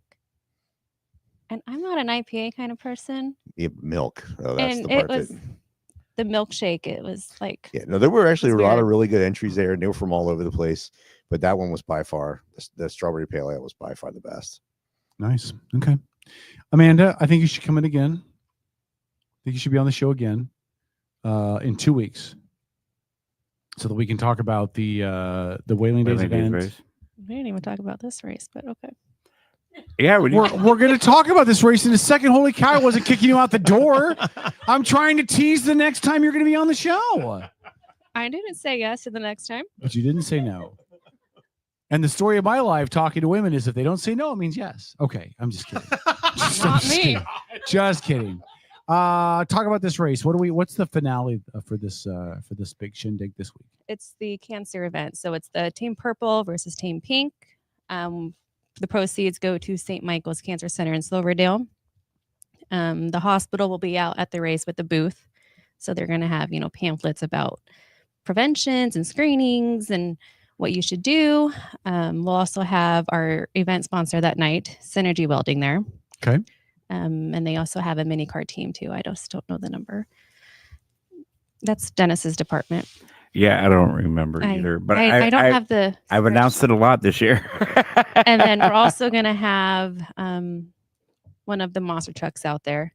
Okay. Just to For the promote. kids at Monster Trucks. Yeah, to promote the monster truck show the following weekend. But the cancer event, it's always been a popular one. Growing up, it was always popular. We actually have cancer shirts created for the public to purchase, and that never happened before. Okay. So it should be fun. It should be a good time, and a lot of the drivers, they have some sort of personal history with cancer, or a family member or a friend. So it's going to be a very, I think, a very sensitive, emotional. Yeah. Yeah. Mm-hmm. Yeah. Okay. But it should be good. The weather's supposed to be fun, and when the track's dry, that means fast drivers and good racing. So. Yep, fast track. And when you say pink versus purple, this isn't like a traditional Derby finale, Mhm. right? So Last car standing. But it's team oriented. Yes, Well, but last team car there's standing. no winners, there's no losers, and then whatever car is left, they bring it back on the 26th, and they can finale it then. Okay. Yeah, so we're supposed to have a tow behind and a big car finale the 26th. And that's going to be huge. Yeah. I've never seen a tow behind, but it always feels like it's on the weekend. I can't be there. So much fun. Growing up, I used to go to Monroe all the time for a derby, and they would tow behind like boats and canoes, and Yep. it was wild. That was the start of the whole tow behind thing, because it was they would do They even had them in boat races where they're towing boat trailers, and it was nuts. And now they've got it to where here we're just going to put a car with no engine in it behind us and tow it. Logan Real, in recent memory, he had an old male Jeep, a Jeep. I have pictures I could show you of what was left of that Jeep. He talks about that a lot. There was nothing left of that. I think last year he had a little Herbie. Yep. There. There was a bunch of those out there. A lot of guys with Volkswagen Beetles. Those are worth so much money to collectors. I'm surprised they decided to smash them. A couple comments in chat really quick. James says Kevin likes playing with the stick. James, that's not supportive. Shut your mouth. Sean said, Tom, if you're in the front and you want to hit people, that's what the big R in the transmission is for. That's fair. Yeah. But then you're going the wrong way for the race. It took me a minute to catch on to that one. No. Sean is he's become a pretty regular listener to our show, but he and I went to college together a long time ago. So I don't know if I'd ever admit in public that I went to Wazoo with somebody. I didn't go to Wazoo. Where'd you go? Eastern? Central. Oh. Eastern, Central, Wazoo, all the Husky. same thing. Husky. I didn't go, but a Husky fan. Oh, see, high five. Give me a high five. High five. Husky. In Go Dogs. the That's Husky, how you get air. yeah, in the Husky versus Wazoo argument, I tend towards Wazoo because that's my side of the mountains. Because you're a masochist. But Then okay. you should have stayed over there then. Oh, man. Hey, you guys came at me, so I'm giving it back. I was nice to you. Hold on, who came after you? You. That was months ago. Dun, dun, dun. And all I said was, People don't forget. All I said was is that I figured you had to be like in your 70s Yeah, if you and- were a retired trophy girl. Like, what? Don't you have to get a certain don't you have to get like your 20, 25 years before you retire? That's what I was thinking. It wasn't a knock Ask on you. him. He's the one that came up with the nickname. Hey. Why do I feel like my whole role tonight was to keep you from getting hit by being in between you and the person on this couch? We'll get to you in a that's second, managing- Rick. We'll get to you in a minute, Rick. She That is why you're here. Versus Alisha. Yeah. Yeah. Yeah, and There's an invisible wall. there is. Rick's my bodyguard. He's I'm my just here as a security. buffer tonight. He's my You're- security. You're his Oh, great. bodyguard then. Oh, Oh, so like a bumper, like a Wait boat till we go bumper. out to the comedy show together. You're gonna have to be keeping Beeler and your wife from kicking my ass. So it's I perfect. said they'll throw you off the ferry before we get there, I'm guessing. Probably. Good thing I can swim. Kevin straight up WKRP. My name is Les Nesman. Respect the walls. That's right. Okay, and then any idea how many other races you guys will do, or is that something you kind of figure out more day of as you figure out how many qualifiers you have, or how does that work? as far as like who's all in a race.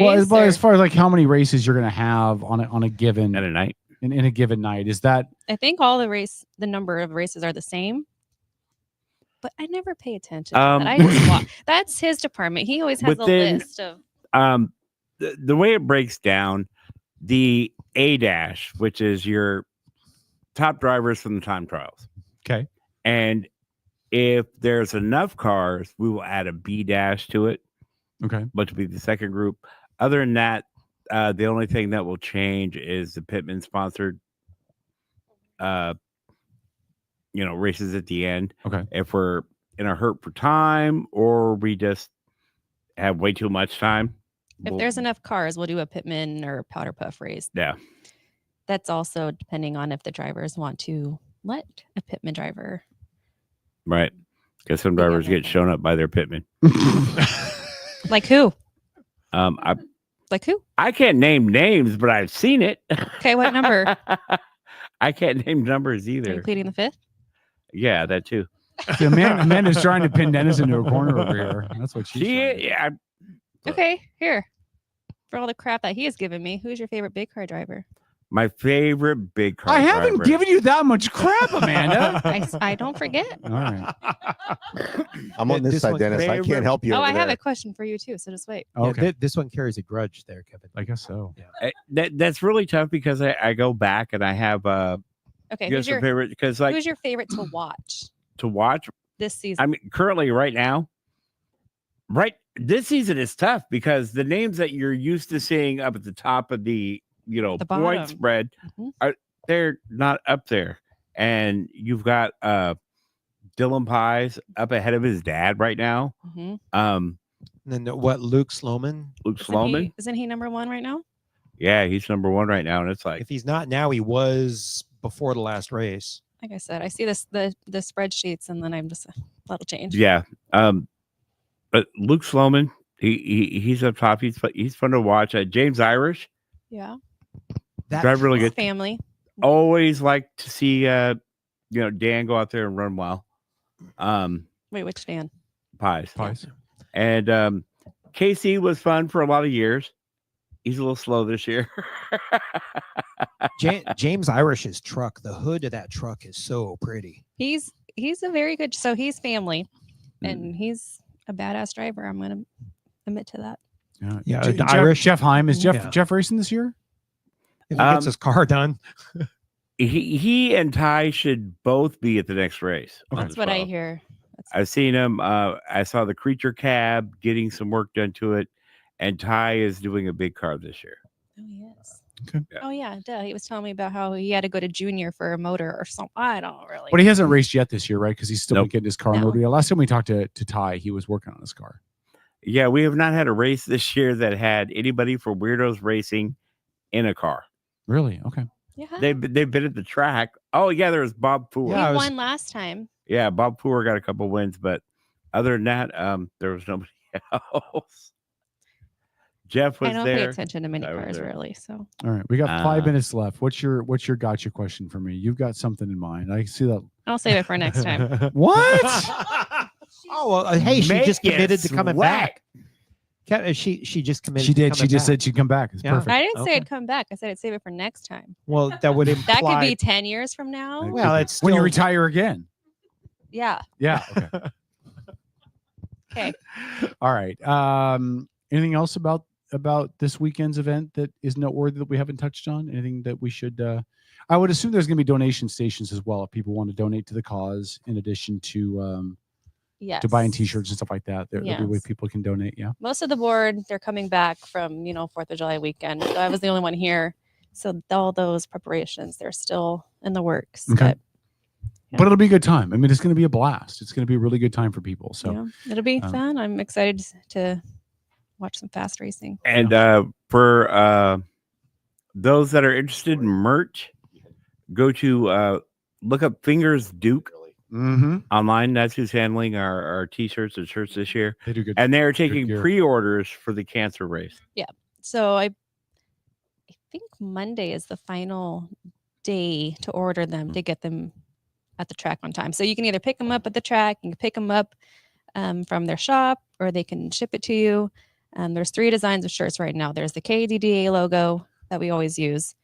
There's a cancer design shirt and some new design that a local artist created for us. Okay.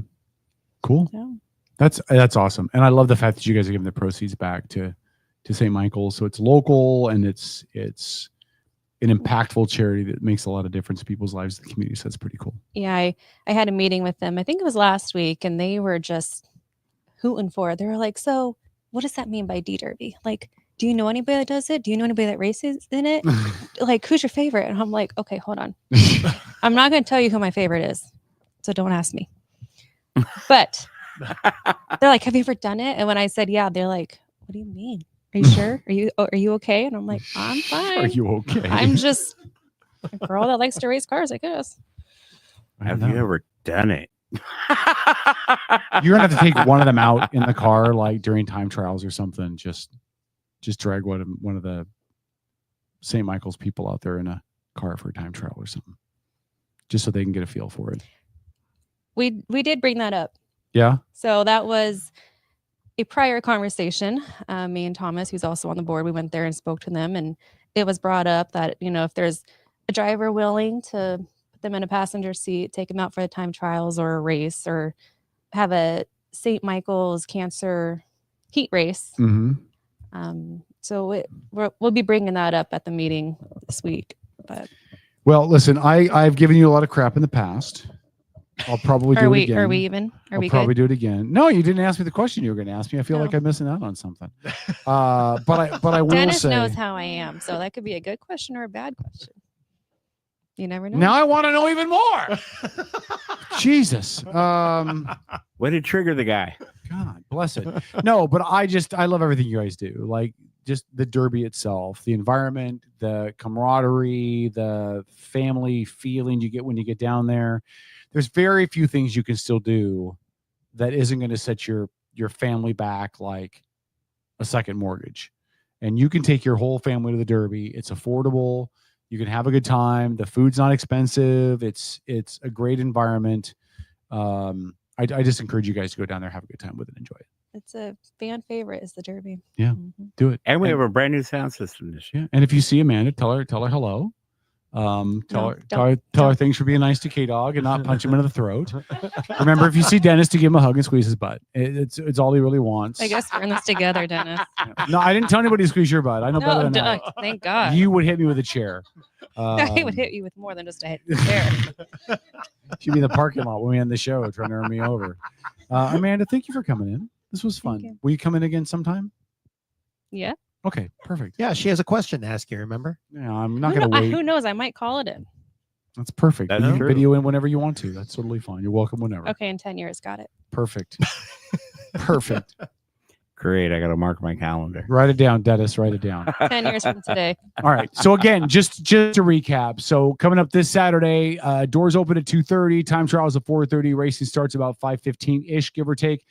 If you're stupid and get there at 5:15, don't be mad that you missed a race or something. Like, I literally get there at 2:30 or 3. Well, time trials are kind of a kick in the pants. Yeah, to they're watch. great. They're I great. mean, you get a chance to see how quick the track's going to be. Yeah. Yeah, but you can never hear Dennis, though. With time trials, you can never hear you. Which is, Dennis, talk louder. yeah. Well, okay, we got a new sound system, but it also needs a bit of a boost still, but it sounds much. She might be the only woman I've ever met that has told you to be louder, Dennis. Hey, she likes my voice. What can I say? The dulcet tones. I'm bringing sexy back, Yeah. And that is my cue to leave. That is exactly what I thought you were going to say, Dennis. Wow, she didn't have enough to drink. Dennis Timberlake, everybody. Dennis Timberlake. All right. Amanda, thanks for coming in. It's been Thank a you. blast. You're welcome anytime. Thanks for being nice to me. All right. We're going to go to our bumper break. When we come back, I think Paul said he's going to join us at 9 by video. Did he send a message that he wasn't? Yeah, I do believe he's gonna tap for the evening. He's tired. His long day. Well, just go ahead and set up with him. All right. Well, thanks, Amanda. Thanks. You know, I'm not going to say it. We're going to take a bumper break. We'll be back after. We'll get into some politics stuff. Rick Eckert's going to stick around with us for another hour, right, Rick? Maybe 2, maybe 3. It'll be perfect. If Amanda wants to stay and talk politics, she can. I don't think she's going to take us up on it. And we'll get to your comments in chat as well. Stick around, Outlaw Radio. We're back after this.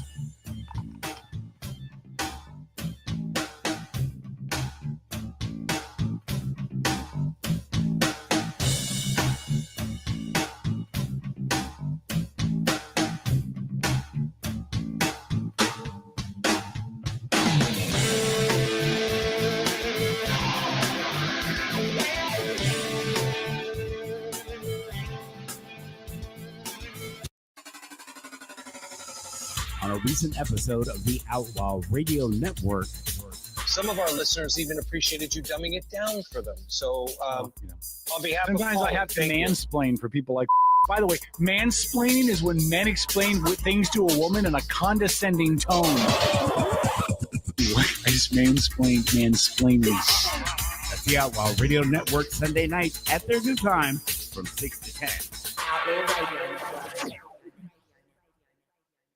Admin a la carte are specialized local experts committed to helping you run your small business. From general admin and sales support to marketing, digital media and technology to real estate and compliance, Admin a la carte's only goal is to take your business to the next level. Find out how Admin a la carte can elevate your business. Visit admin-alacarte.com for more information.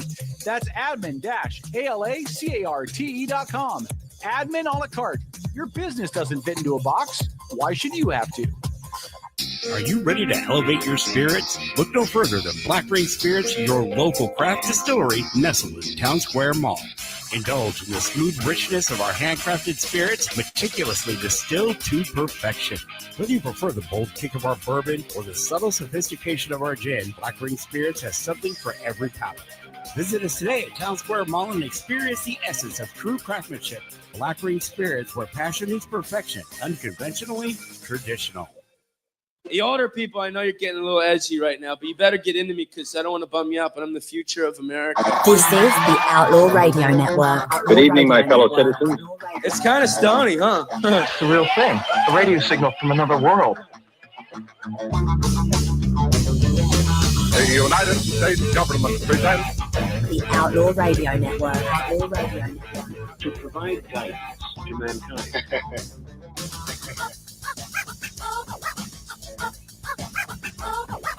All right, Outlaw Radio 9:01. Paul will not be on with us tonight.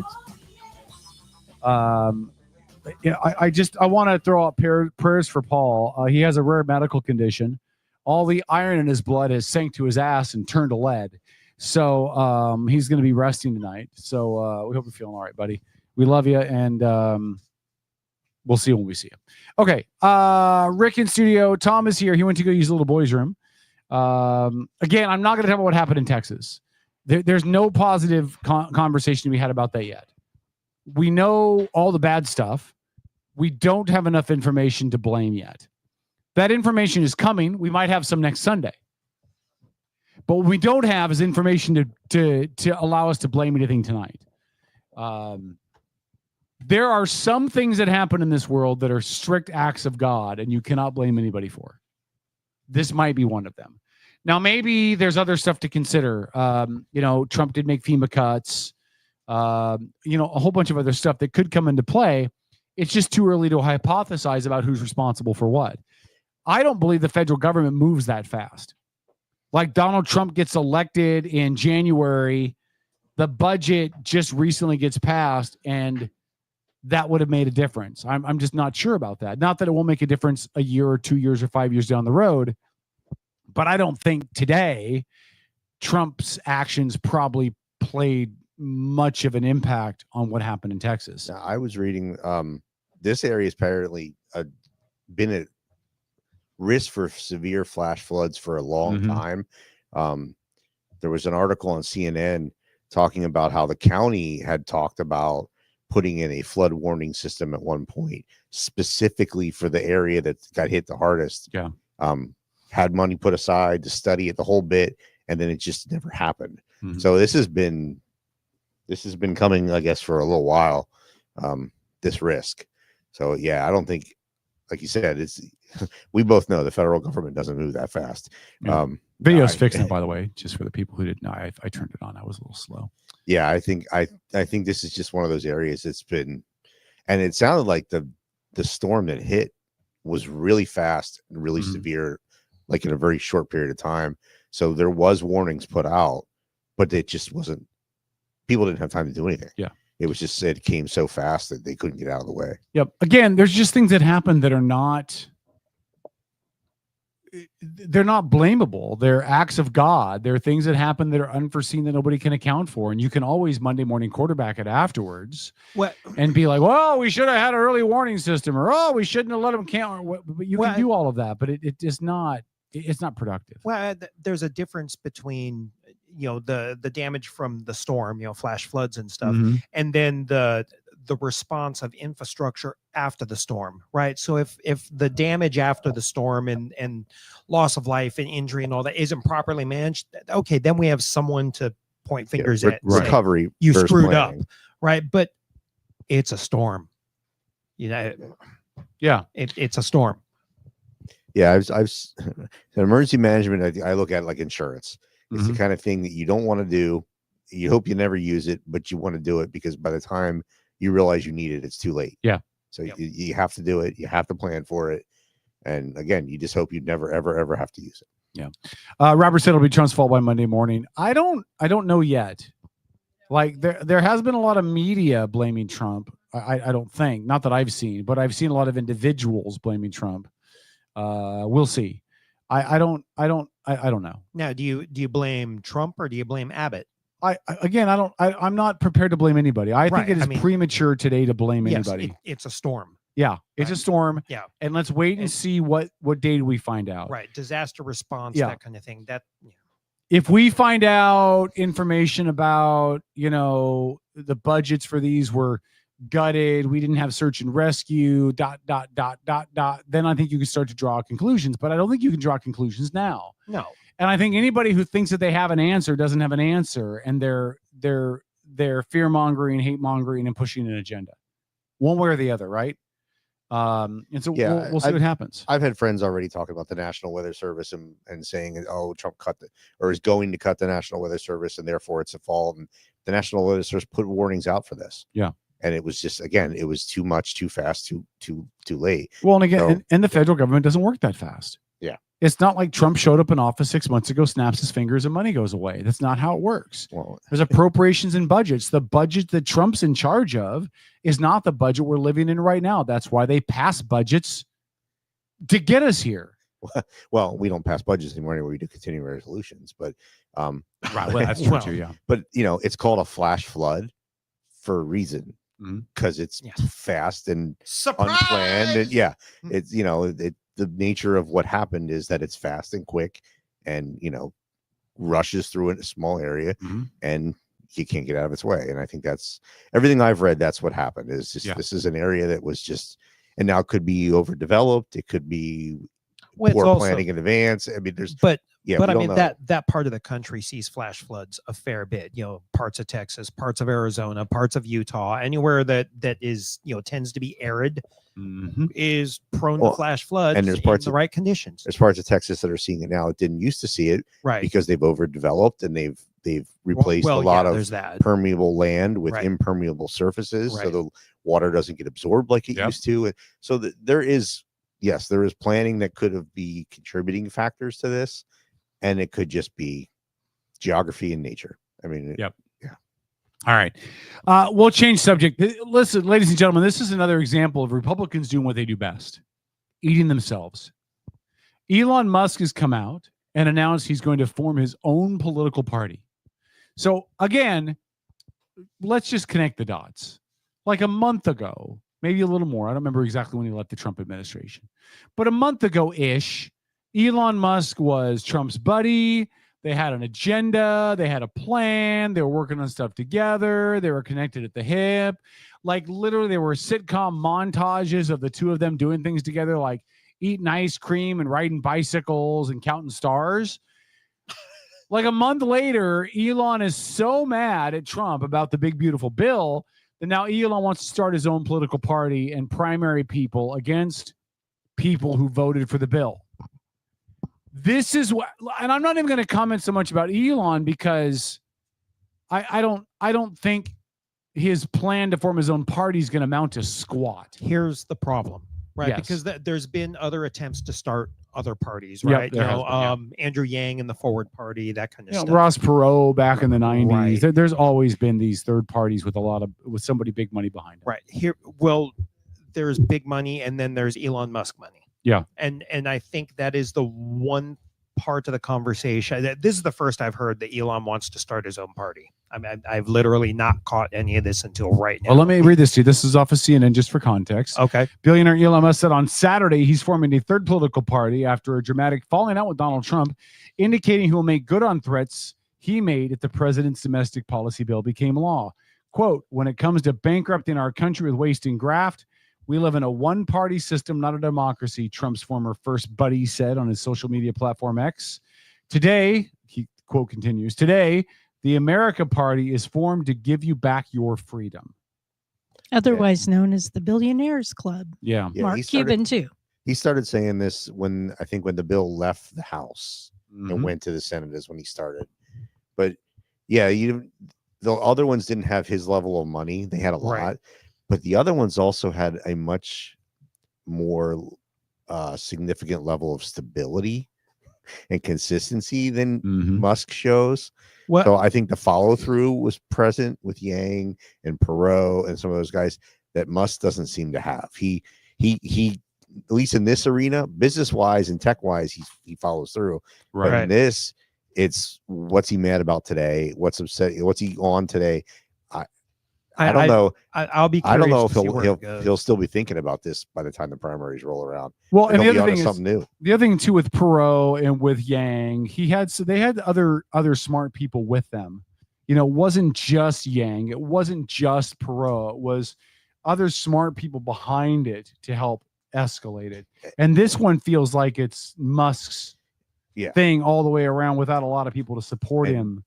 Well, And what got them to the place where they could do it, they were done with. Mhm. They were done with that previous life. He's still got companies to run. So Right. Well, that and Tesla's stock has bottomed. Well, that's why I say, this is Elon money, not just billionaire money. I mean, if he decides to stay focused on it, there's nothing to say he doesn't have the payroll to go, you, and you make this happen, and be on his way to whatever he's, flitting to next. It's a vendetta. Let's be honest. Sure. It's totally a vendetta. Yeah. Trump allowed for one of his people on the whatever you call it, the cabinet, Scott Besnett, bitch slapped Elon. Not bitch slap. He literally punched him. That's where he got the black eye, not his kid. Oh. And that's been proven in the press by multiple sources. And so, Elon's not going to take that lightly. No, and no surety. And he's upset because Trump didn't rush to his defense with Scott Besnett. Well, that and the fact that he really is against the bill. Yeah. I mean, the big beautiful bill. Because He's really against why it. is he against it, Kevin? I'm not 100% sure, to be honest with you. He lost a lot of potential influence that he thought he would get as doing all this Doge work. So he thought he would get preferential treatment for his companies through this big, beautiful bill. And it didn't happen that way. Well, if you notice, the idea of Doge has gone away. Yeah. Like you don't hear Doge talked about at all. Now, whether or not the cost cutting, the federal government reduction, the federal employee reductions, all that kind of stuff continues. But right now, you don't hear Doge as a conversation point. That's just because the mass media is not talking about it. But Well- Doge isn't supposed to go away Yeah. until July 4, 2026. Yeah. And Big Balls left Doge to work in the Social Security Administration because there's so many issues. Big Balls? That was his name. That was his nickname. It was That one his of the nickname. one of the team members. That was his LinkedIn handle. Yeah, one of Big the balls. Doge, one of the Doge tech geniuses. He's like 20, 21. something Yeah, like one of the young ones. That was one of the big. Oh my God! He hired a kid. Mhm. Yep. And it was a joke. The kid had made his LinkedIn, and somebody noticed it, and Right. because you had one stream of guys our age that were CEOs of companies, Mhm. and then you had a bunch of 20-year-olds that dropped out of college to work on it. Like there was Right, but there was they were nobody in the all- middle. Yeah, very, very tech savvy. Yeah, college like the ones that were dropouts. writing the algorithms, Right. and Right. instead of being up all night gaming, they were up all night looking at Right. Yeah. streams of code, looking at accounts. Like, but there was no middle. It was all either guys that stopped running their own company Mhm. or Really young. or guys that were they weren't gaming all night. They were Mhm. gaming in the government algorithms now. Right. Like it was interesting seeing who was I think it? it was Jesse it Waters, I think. Yeah, Jesse sat Waters, in yeah. on one of their meetings. weekly meetings and looking at who was at the table, and their start of the day meetings. What time was that? Yeah, it was like 10 o'clock at night is when they Yeah. started their day because they wanted to work when all the offices were closed. Right. And Oh, so okay. it was an interesting conglomeration of people they put together. Mm-hmm. Nancy said she thinks it's all theater. It could be. This could be a whole, Maybe. I mean, it's too new to say right now. What would the point be of theater though? Like this is not distract. But it's not positive theater, right? No, I think it's nothing in politics today is positive. No, but I'm saying for them to create this for the intention Negotiation. for them to attempt to make the administration look like there's friction. I don't understand what the point of that would be. Negotiation. I think Elon's erratic. I think it's what it comes down to. Yeah, he's just he is. erratic, and he's Well, got all to a that point- coke. He's got to a point where he's used to being in charge. Mhm. He's not used to anybody telling him no. Yeah. Even if he's wrong, and he's got the bandwidth in his own world to pursue whatever he wants to pursue until he decides he's done with it or wrong or bored, and he was not in an arena that allowed that anymore. True. And there were a couple of the politicians, a couple of the congressmen or senators all that were commenting about, like, he just doesn't understand how government accounting works when he was talking about the bill. And I could kind of see that in the conversations where it was like he wanted what he wanted, and Right. he didn't understand that there's ways to go that you have to do that Mhm. in Congress and appropriations. And it was sort of just I'm sure in his companies when he says, well, I want that. And even if somebody says, well, sir, we can't do that. Yeah. No, I want that. Yeah. Go make it happen. That's what happens. Well, that's the difference between And Congress doesn't work that way. yeah, it's the difference between private sector and government. You know, which is why I still think we need to shrink the government. Let the private sector do it. Well, if you watch how those votes went, they don't even get to do what they want. I mean, anytime you got a legislative body, I hear now it's always that you have to learn how to count to 4, on city councils because there's 7 school boards. You had to learn how to count to 3. They have to learn how to count to 217. In the House, and they leave that vote open for like 12 hours to get the 5 of them that voted no to switch over and vote yes, so that they could just move to the next vote. And so it's all compromise and what they can give each other and convince them. Oh, and, yeah. In the Senate, it was convincing. Was it Murkowski, the one from Alaska? Yeah. To Lisa change her Murkowski. vote because then it's like we'll give you stuff for Alaska later. And yeah, it was just the whole thing was just. What does Alaska need? A heater?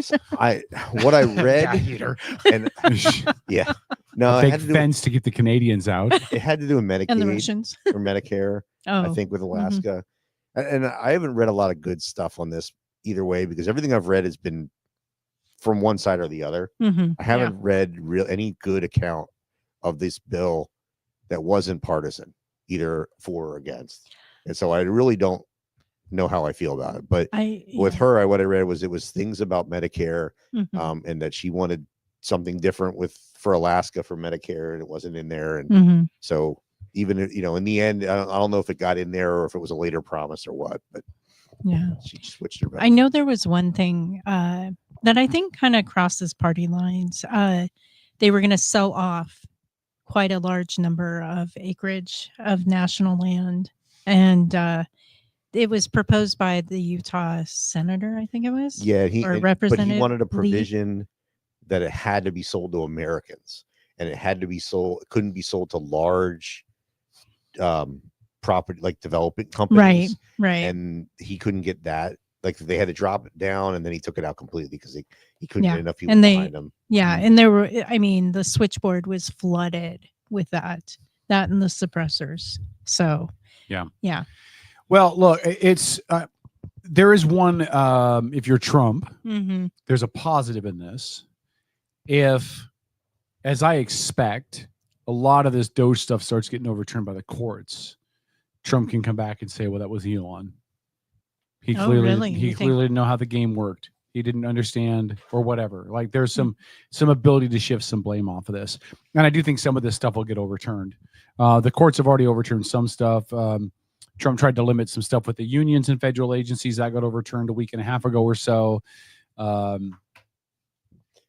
There's some valid questions I'm about. not sure almost any of it has actually been finalized because most of it's still in appeals. Yeah. And even the stuff that's made it to the Supreme Court, it's been ruling on injunctions and stuff. Like none of it's really gotten. I don't think any of it's been ruled on as final answers to anything. I feel like that's part of the issue here, though, right, Rick? Is that this stuff languishes for years, and a court will make a ruling, then another court, and we saw the Supreme Court overturn that. Interject on the ability to do some of that, but not completely, right? So you can still get judges that are being an activist, either on the right or the left, whatever their agenda fits. And it just keeps this thing going on forever rather than letting the courts make a decision and making that stick. Yeah, they said it was the 14th Amendment one. They said you can't do injunctions outside your jurisdiction, but you can, if I understand it correctly, you can allow for a class action. And the class action could be outside your. So they just sort of opened the door to a different way of doing it. Because I think Washington's already come back. Like here, they've already come back and done it and refiled as a class action. Yeah, but class actions take so long, and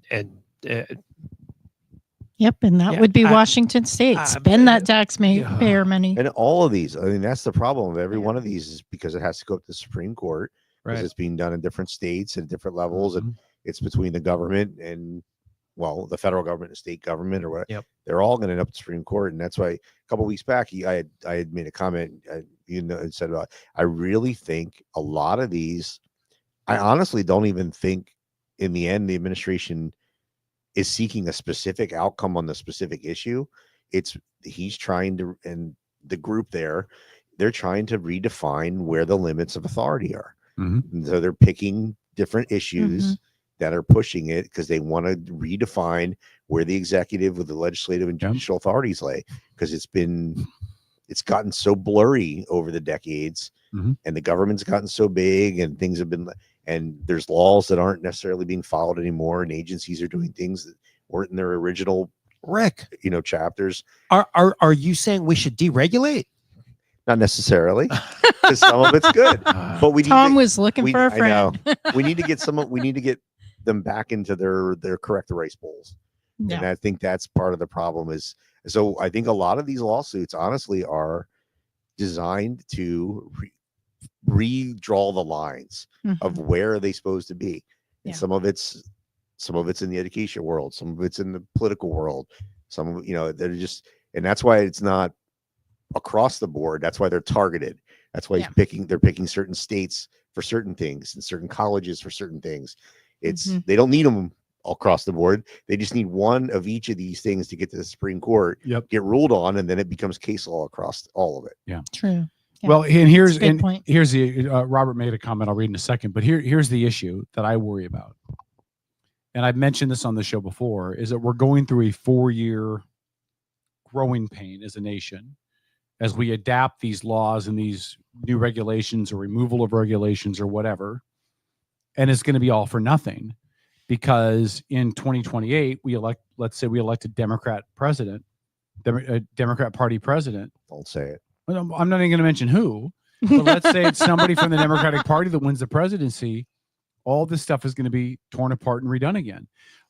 So we're going through all of these massive changes, this massive course correction, at least tens of thousands, if not hundreds of thousands of federal employees booted out of their positions, the risk to the economy that brings, all of it, right?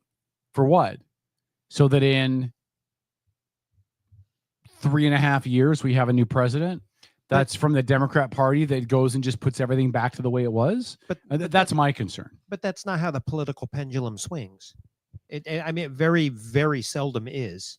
I think we have a recent example of it. I think this will be because the Democrats hate Trump so much that if the Democrat takes the White House back over, they are going to run, but not Trump, walk, but run to the left. Right, but Trump also has a huge following himself. So and 3.5 years is a long time. I think the New York City mayoral race is going to impact that tremendously. Yeah. See, so the New York 100%. City. Okay, you guys all believe that. I don't think it will. I don't think the New York City mayoral race is going to matter at all. Just like it didn't matter that, like in Seattle, Sharma Sawant won the city council race.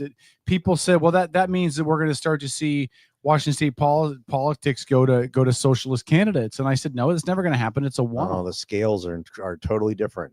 You don't think it's just a one-off because it's the right candidate? No, a single council member in a city the size of Seattle versus the mayor of the largest city in the country proposing the things he's proposing. If he wins and institutes those things, what you're going to see happen in New York City is going to be so impactful. It's going to go back to New York City. Whether in you the 80s. agree it or with it or don't agree with it, it's going to have such an impact on the next election. And if New York, if what's proposed, a lot of people are projecting will happen, and that's not Republicans, it's Republicans and the Democrats that don't like him. Yeah. I think it's going to be a huge wave against those ideas, and the people that are lining up behind him are the most progressive. Yeah. And so I think it's really, if he wins, which I don't know, I think him winning the primary was probably a fluke, a voter anomaly. What's the term? Just a lack of voter turnout. Voter indifference is why he got it, because they said it was only like a 5% turnout. It was like a really low turnout in that primary. When there were two Democrats, right? I mean, well, and one of them was Cuomo. Cuomo. Yeah. Andrew. Yeah. So I mean, I think if you had a Democrat running that didn't make people want to vomit in their mouth a little bit, then I don't think this guy would have won. But Cuomo was such a dirty. If Adams hadn't pulled out because he was having his own issues, and so I don't think he's going to win. I think it's going to, unless all the others stay in the race and they just divide the votes so much. But they have ranked choice voting too. So New York has ranked choice voting. New York has ranked choice voting. So for city votes, So not for weird. state or Even federal, with 5 of them in there, it could still go to somebody else. But yeah, no, I really think that's going to be a real bellwether election because of how people are going to see. If he takes over and he starts doing the things he says he's going to do, you're going to see a lot of people leaving New York. Yep. Like I knew somebody I went to high school with, moved from Pennsylvania to New York, was in finance, lived there 20 plus years. And a few years ago, he packed up and moved to South Carolina. Just said, I'm done. And this is, this was before this, where he just said, I don't need to live here anymore to do my job. And I'm done. And he moved to moved to South Carolina. But that's never what we're been seeing. there, never lived there before, Right. had no connections there, just said, I am done with New York City. Yep. And but that's what we're seeing, right? Like Yeah. these states, the very blue states have got, to me, it almost feels like they're trying to push out anybody who doesn't agree with them. So all that's left is a populace that relies on its government to do everything for them. Yep. So they're totally okay. Oh, you want to move to Idaho? There's a door. Move to Texas? There's a door. And move out of here? Knock yourself out. So that the only people that are left are like-minded people who are okay with picking up the tab or having everything done for them by the federal government. But back to the changes, though, I think some of the changes that were started under Doge are in this bill, if what I read is correct. So I think the goal is to make this stuff legislatively in place before the next big election, so that exactly what you're describing doesn't happen. But the other thing is, if you cut enough, we said it how many times already, the federal government doesn't move that fast. Yeah. So if in the next 3.5 years you cut 10%, it's going to take 7 years to add back that 10%. Like it takes so much long. I'm sure you've seen it. How long does it take to establish a position? Oh yeah. And forever and reclassify a position. And, because you can be classified out of your job, the job you are in, because you rewrite it and now you don't qualify, or you have to recompete for your own job and now you don't get it. So federal hiring is just a swampy, not the swamp, but swampy in that how it works and how hard it is. Laborious. I went years at my last job with bosses who kept saying, well, we don't want to rewrite your position because we could write you out of a job if it gets graded higher and you have to compete for it. And I just said, I'm willing to take the chance and make my job what it should be. And then I finally had one boss say, well, what if it gets graded lower? As a threat of, I don't want to do the work. And I said, well, then I'll go somewhere else. Do your job. fix my Yeah. position description is what it was the conversation.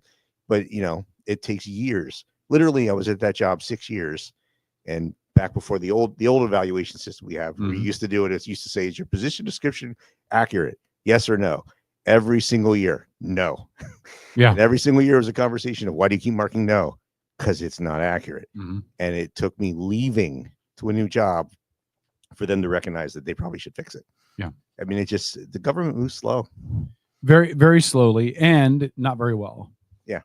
Because you're changing the captain multiple times in 4 years, depending who your agency head is and how people leave. Like, one thing about the Trump administration for the last time, we've already kind of seen in this one, is people don't stick around very long. They get in there for a little bit, they do their thing, and then they move in and somebody else gets appointed. Trump goes through heads of departments really quick, which some people might like that. But when you have a different head of a department, that department is changing its course every time you appoint somebody else new in there. Has he lost people yet this time? I haven't seen anybody. Yeah, I haven't seen. Well, I mean, but it's not been that long. Everybody except for Elon. But but Elon who else was in Elon? Who else was in Doge with Elon? Ramaswamy. Yeah, Ramaswamy back. Well, Ramaswamy left to go run for that Ohio Senate seat. That was a calculated move before Doge even started, because Ramaswamy and Elon were not getting along. But I'm just saying, at all. but that's other people in his inner circle that have stepped aside. Marco Rubio's picked up additional duties because of something like. Well, they've combined some agency. Or they're going to combine agencies. So there's a couple of them that are heading multiple things. Yeah. And that because the goal is to merge them together, like ATF, merging ATF into DEA, something like that. I FBI? know one of them. They're talking about merging ATF into one, and so they're. I know I saw congressional testimony with Pam Bondi about that, where one of the House reps Democrats was railing at her about the numbers, and she was saying, we're cutting through attrition and we're putting more people on the streets, and it was You're right. ATF and DEA. Okay. Yeah. And so they're trying to combine like functions so that there's less, because if the agencies are separate, they have to each have their own HR. They have to each, so they're trying to combine them together. And well, speaking as a distillery owner, I'm okay if we just abolish the ATF.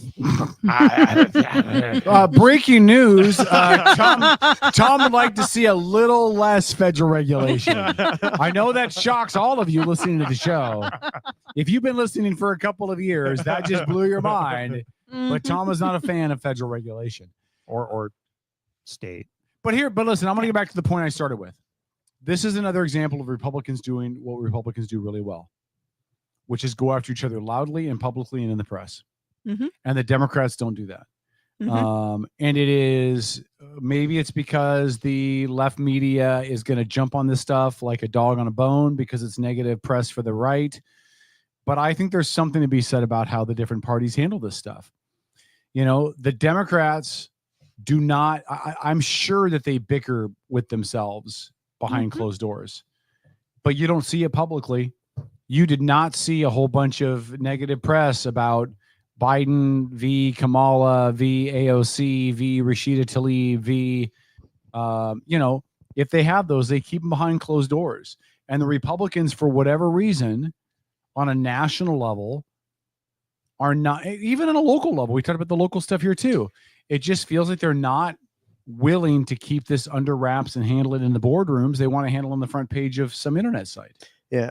I think you're right, and I heard a Republican representative being interviewed as I was driving down here, who was calling out other Republican House reps as being anti-Semitic, and he was saying, and he was doing it because he was saying, I wish the other side would do it when theirs are. I mean, and he was naming names. I mean, he wasn't holding back at all. But I actually have seen a little bit recently where a lot, because you're right. Normally, the Democrats, especially at the national level, close ranks. Yeah, but I have seen quite a few people be critical of AOC recently from the Democratic ranks, which is it's outside their norm. I mean, they leave my girlfriend alone. I know, I'm telling you. I mean, Fetterman and AOC have had some back and forth.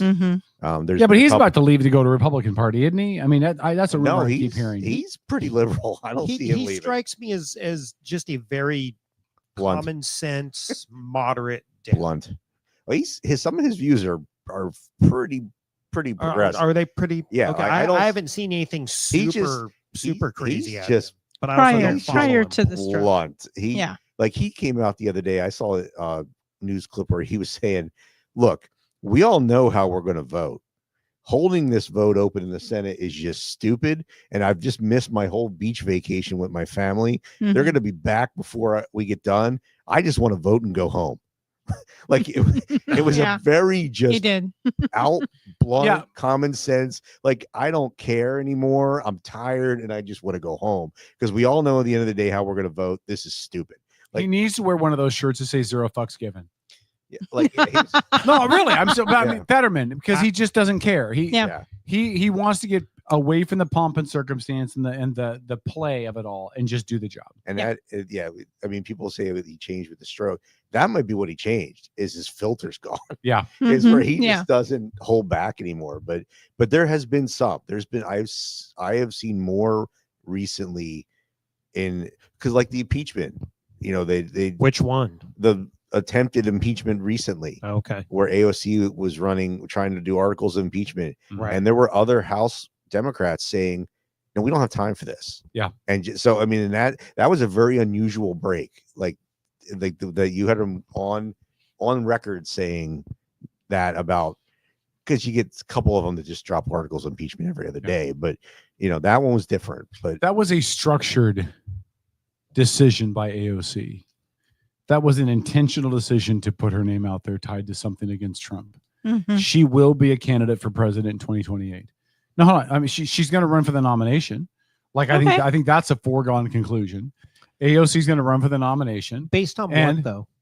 Just based, I think that she's Experience wise, what does she accomplish? well, hold on. Experience The hair matters not. flip. The hair flip. Well, but Okay. hold on. Experience matters not. Barack Obama had next to no experience when he ran and he got it. Hillary Clinton had next to no experience and she ran and she got it. No, she didn't. She got the nomination. Nomination. Oh, Nomination. So Not you the know, president. You don't Right. you don't have to have a lot of experience if you have a machine behind you that will tell your story in a way that endears you to the American people. I mean, if they're able to get Hillary Clinton the Democrat nominee, and she was a horrible person to listen to give speeches or talk about policy, nothing about her seemed like she was even a human. She Right. literally And felt like she- an android, and she still got the nominee. She got the nominee, but they didn't get her anywhere. it's good. Well, the way the DNC works is Well, hold super delegates Right. end up making a decision. Yeah. So it's all what the DNC who they decide to back. And I so will if tell they you, decide to back AOC, then she'll get it. Yeah. I will tell you, Tom, Phil. What is this, Dr. Phil? That is the second time tonight I messed up his from you. name. Yeah. Tom, I would argue that you're wrong when you say that Hillary didn't get anything. She did win the popular vote. She just didn't win the electoral college, so she didn't in certain states. But I think to say that her message didn't resonate and she wasn't electable, and I detested her, but to say that she wasn't a viable candidate, she won the national vote, popular vote. Yeah, but she didn't win the office, and Right. I haven't heard anyone. I have yet to hear anyone say they're a fan of Hillary Clinton. I mean, even in Washington State. No, but you don't which hear is anybody very in Washington blue. State say they're a fan of Jay Inslee or Bob Ferguson either, and yet Jay Inslee was winning every single gubernatorial race, hands down. It wasn't even close. Oh, I Where'd all know. the votes come from? I don't know. Money. But- Follow but- the no, hold on. Yeah. Hillary Clinton got the nomination from the DNC because she's a great fundraiser. Yeah. And she did a pay for play in Secretary of State. And that's been out in the press recently. The other thing is Jay Inslee got in over and over and over again because he had a great fundraising team. Mhm. It's all about the money. His fundraiser was Benet or whatever. Benet's probably not the right person. I can't remember the name. Anyway, she was in charge of unemployment when millions and millions were Nigerian stolen. scam happened? Yeah. And then she got brought on to Biden's team to do fundraising there. So it's all about the money. That's why they get in. Bob Ferguson, basically, I think everybody's scared to go against him, except for Dave Reichert. Boy, he is. He's a grandmaster in chess. He's Mark Mullet wasn't. Yeah, Mark Mullet. Did you see his signs? Yeah. Oh Hi- yeah. His campaign signs. They were in West Seattle when I Yeah, it's would get mullet off. time. Yeah, it's mullet time. It was amazing. Oh wow. I didn't in the see any of 70s those over print. here. Yeah, It's amazing. There weren't a lot around, Yeah. but there were. Oh, that's funny. Yeah. Comments in chat. Andrew says Amy Schumer. I hope Corey said Schumer. I listen. You guys might as well write this down. The next president of the United States will be Alexandria Nope. Ocasio Nope. Cortez. She has not That's all. raised 1 cent for the DNC. Sandy from Westchester is Yes. not kidding. Sandy from Yorktown Who- Heights who is do you not think- getting in. She's not a Bronx girl, and that's Who do you think could get elected then? If we take the VP out From the DNC from or just either period? side, from either Democrats? side. If I had to put money down right now on Democrats, I would go with Shapiro. really I- from Pennsylvania. Yep. Josh. I think Mhm. because Not Ben. he got passed over because they passed him over for Waltz last Mhm. time, and I think I don't think he's tainted by the last election at all. True. And True. he's been moderate in Pennsylvania Mhm. with working with the administration, but yet still being vocal against them. So I honestly think of all the governors that are out there lined up, I think the senators have just been too performative politics. Yeah. They're going to burn themselves out. There's a couple of the governors that are doing that same business. They'll all burn themselves out. Shapiro's staying quiet. He's just doing the job. I think if I had to go right now, I'd go Shapiro. Okay, Lori, do you have any thoughts on who? Since you think I'm so wrong about AOC. Oh, I think AOC is not even close. She's not ready. And she's not a fundraiser. She doesn't have deep pockets behind her. She doesn't have the oomph. She's got great following. She's great on social media, but that's not electable at this point. She needs more. I tend to agree with you. I forgot about Josh Shapiro. He would probably be a good one. He isn't tainted by Kamala's run. He's moderate. I don't know how he'd be as president, but he is moderate in Pennsylvania. And that's gained him a lot of support on both sides of the aisle in Pennsylvania. Okay. Tom? I think the only way a moderate Dem is going to get the nod is if a bunch of the progressives in the DNC find some other sandbox to play in. Otherwise, Yeah. I don't think Shapiro's got a Or chance. they fall in line and realize that if they want their White House back, they have to fall more in line. reasonable. You mean Yeah. exercise some critical thinking and common No. sense? I think that the Dems are gonna leg hump this progressive movement even harder. I think they're gonna look at it like we didn't do enough before, but we have to do more now. That's what the American people want. They want us to be more progressive. Okay, I'm going to push back on that because the problem right now is we take the very progressive left, which tends to be socialist, almost communist, very big government, big bureaucracy kind of stuff, and then you mix in the identity politics and all of that get lots of attention in the media, and that is why we have the GOP in the White House now, because the populace is they're done with that. Yeah, well, so Corey said in chat, Jon Stewart could be Yeah. a contender, and then Corey said the Dems need some outside politics like Trump, and I think then you could see a candidate like Stewart, a candidate like Oprah. Again, I'm not talking about their politics. No, I know. But Yeah. the idea that somebody like that comes from outside of politics and generates some buzz. Sure, like a Ronald Reagan in the 80s. Yeah. Someone out of Well, entertainment. but Reagan was governor of California before. Well, He yeah, had I some mean, that's serious true, political but he- chops. But he got his start in entertainment. But Donald Trump was nothing but an entertainment guy before he ran for president. Right. Didn't. And so if Democrats took a page out of that playbook and brought someone like Oprah, I mean, I again, can't imagine that she would do that. I can't see Oprah yeah. going into politics. I don't know, but I think she'd be a powerhouse if she did because she has name recognition. Yeah, oh, but I yeah, don't think she'd yeah. do it. But Yeah, the only I don't thing- think she'd give up her free time like Yeah, that. their lives, they've got such great lives now. I just Yeah. don't see them Yeah, giving why- them why up would to you- run. yeah, why would to you be in fuck that up? politics? Yeah. Yeah. Jon Stewart, he came back to save Daily Show and only agreed to 1 day a week. Mhm. It was like, yeah, the show's tanking. I'll come back. I'm only doing 1 day a week, and then I'll do my podcast the rest of the week, and that's what you get. You know, like he wouldn't even commit to come back on TV 5 days a week. No, we've heard people, other people whose names have been dropped as potential Hollywood stars that could run as well. I'd vote for The Rock right now. Yeah, I'd vote for The Rock right now. Why? Well, because I like to see him kick Putin's ass. That's what I like to see. But I mean, Give him the people's elbow. But Tom, do you think The Rock could be a good president? It don't matter what you think. Sorry. No, I don't know. I mean, I don't know anything about his has he ever made any political statements?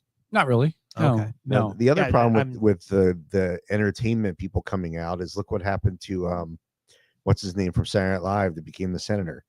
Oh, Al Franken. Al Franken. I was thinking one man. Oh, yeah, but Al Franken. And then he got thrown under the bus because of his past. But he also had some comments and some things he said that were pretty asinine. But you know, but they've got these pasts that can be drug up. Sure. That and so I don't know. They've got good lives in politics. Well, it's not like why Trump, would they want? Yeah, it's not like Trump doesn't have a past that can be drug up. Well, no, but I mean, Trump ran because he got pissed off and was mad at Obama for saying taking shots at him, and he was like, "Oh yeah, I'll show you. I'll run." People are going to say that, and then he won. It was like, "Oh damn!" That wasn't. People are going to say this makes me sound like a racist, and I don't mean it that way. But when Obama ran, you had to have the right black guy to win. Like you couldn't have run just any black guy for president. You had to find the right black guy to run for president. As the first African American man to be president of the United States, you had to find the right guy. He had to communicate well. He couldn't come off sounding too black. You know what I mean? Like you couldn't hear a lot of hood come out of him. It had to be something that was more neutral or even a little more white sounding, right? Well, just in the way that Joe Biden even agreed with you. I can't remember the exact quote he said back then, but he's even smart. There was a pretty Joe Biden-ish quote that says embodies what you're saying. Yeah. Back at so the time. I think if the Democrats win Hollywood, they'd have to find the right Hollywood person. The same way the Democrats had to find the right black guy, they had to find the right Hollywood person. So you'd have to find a Hollywood person that's really clean. So The Rock is probably pretty clean. Like I've never heard anything about, he's been married to the same woman for a really, really long time. I haven't heard of any accusations of him being an alcoholic or abusing his wife or domestic violence and none of that kind of stuff.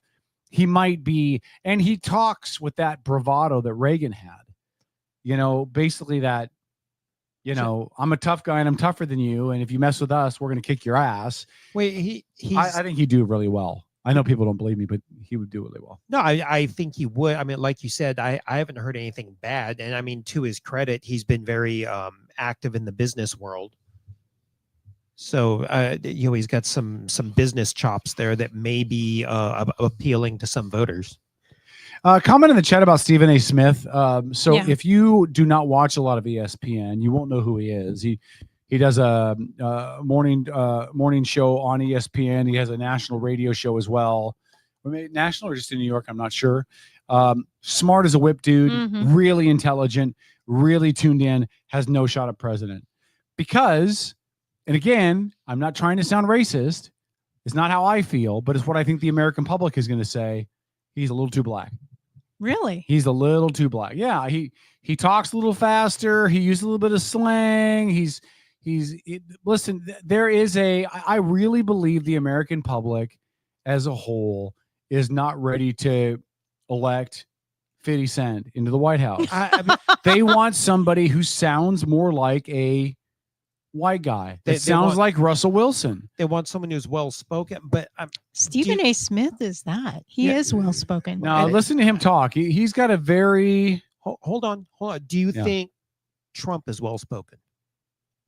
No, we're not talking about the Republicans, or we're talking about the Democrats. It does. I'm talking about politics. Yeah. I'm talking about politicians. I think what the American public will digest. It's a different checklist. But hold on. I think Trump is a really good communicator. You know why?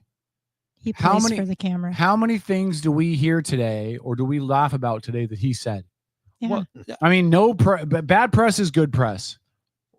We're still using the phrase bigly. It's going to be huge. The big, beautiful bill. He named his own goddamn bill. That's what I'm getting at.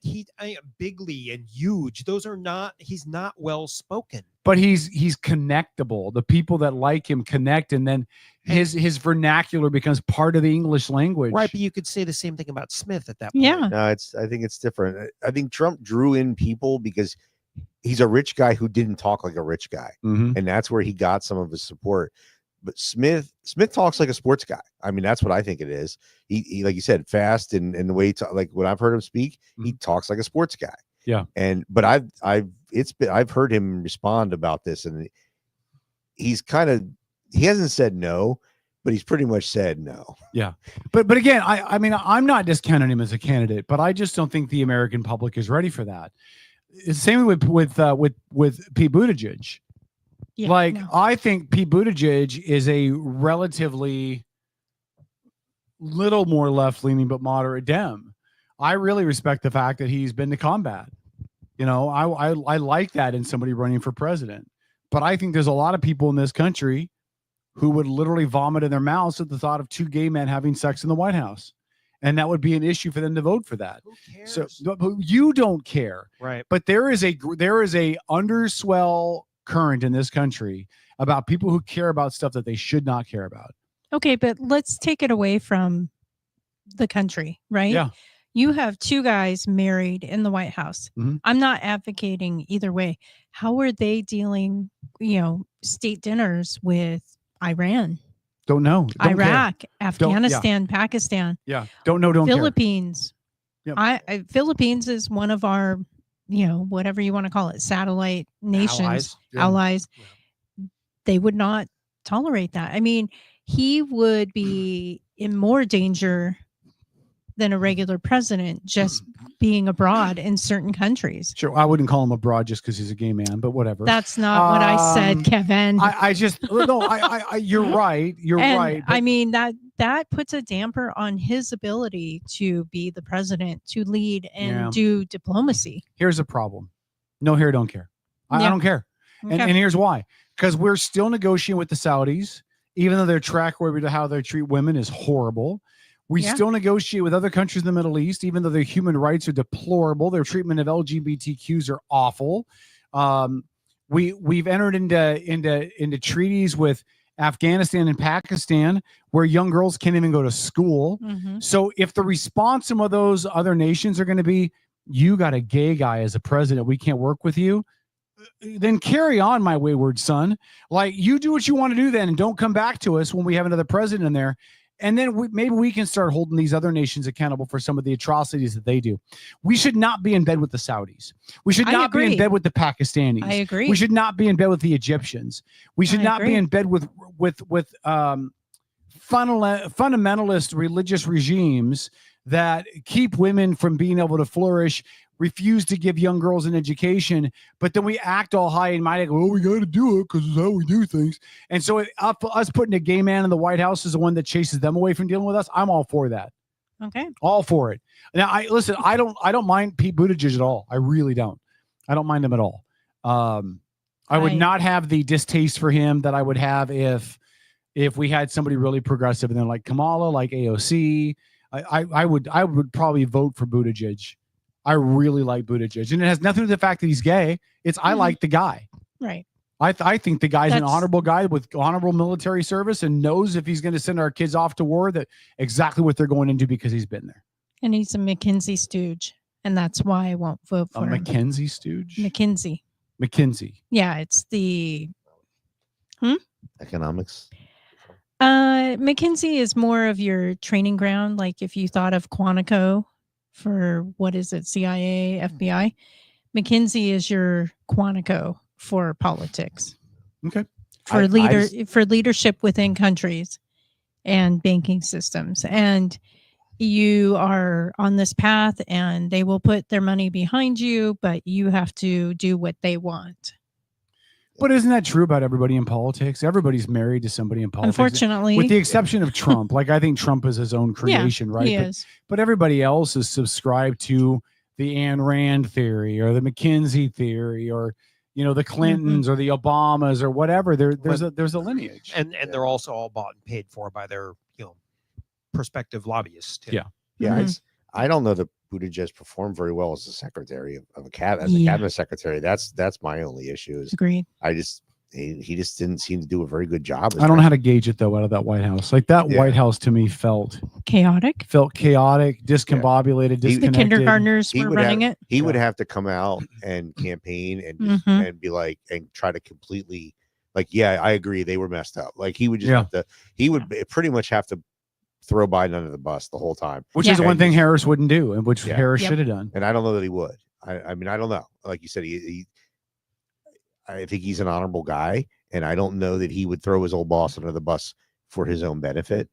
And he would have to, he would have to distance himself. Well, that's another reason why I think AOC is your choice, right? No, I think you're forgetting Newsom. Again, I don't think you can forget Newsom. Here's the issue with Newsom, right? The issue with Newsom, I've said this before. Newsom is another old white dude. Yep, he is. The Democrat Party, older.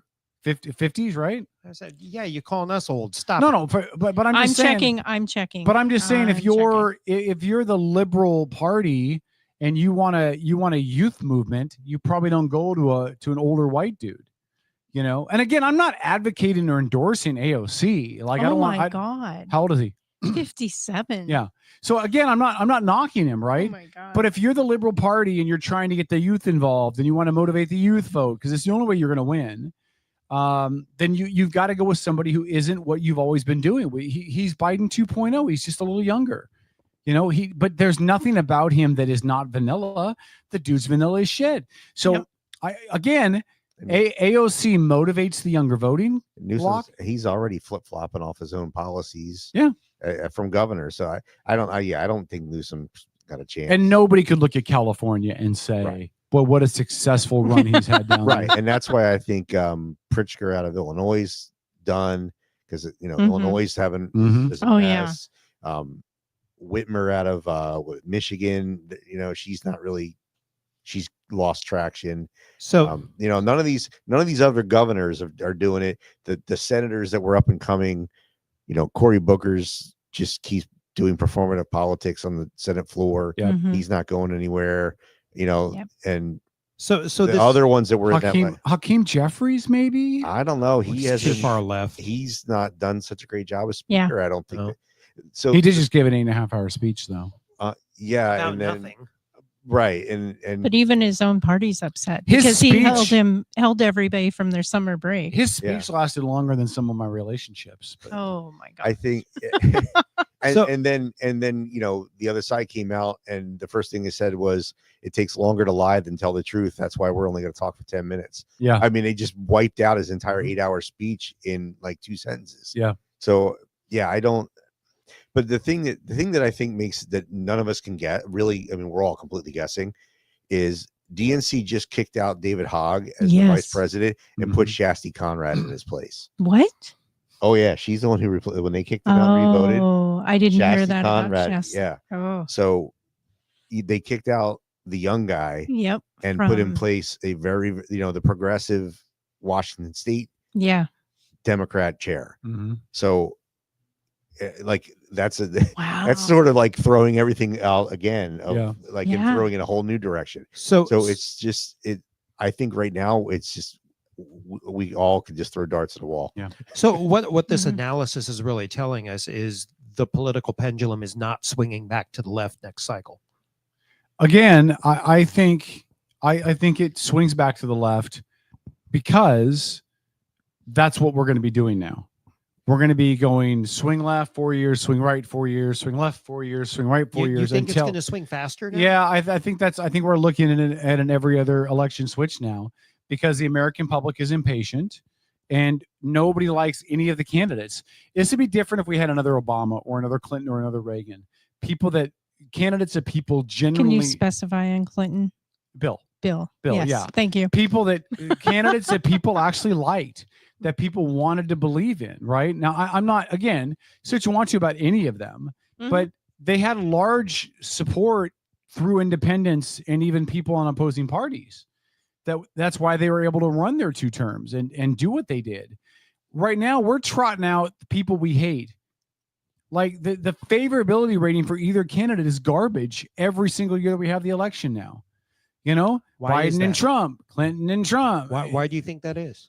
Because honestly, because nobody worth the crap is going to run for president in this country. See, I the think wood chipper is horrible. The media rip up on people is awful.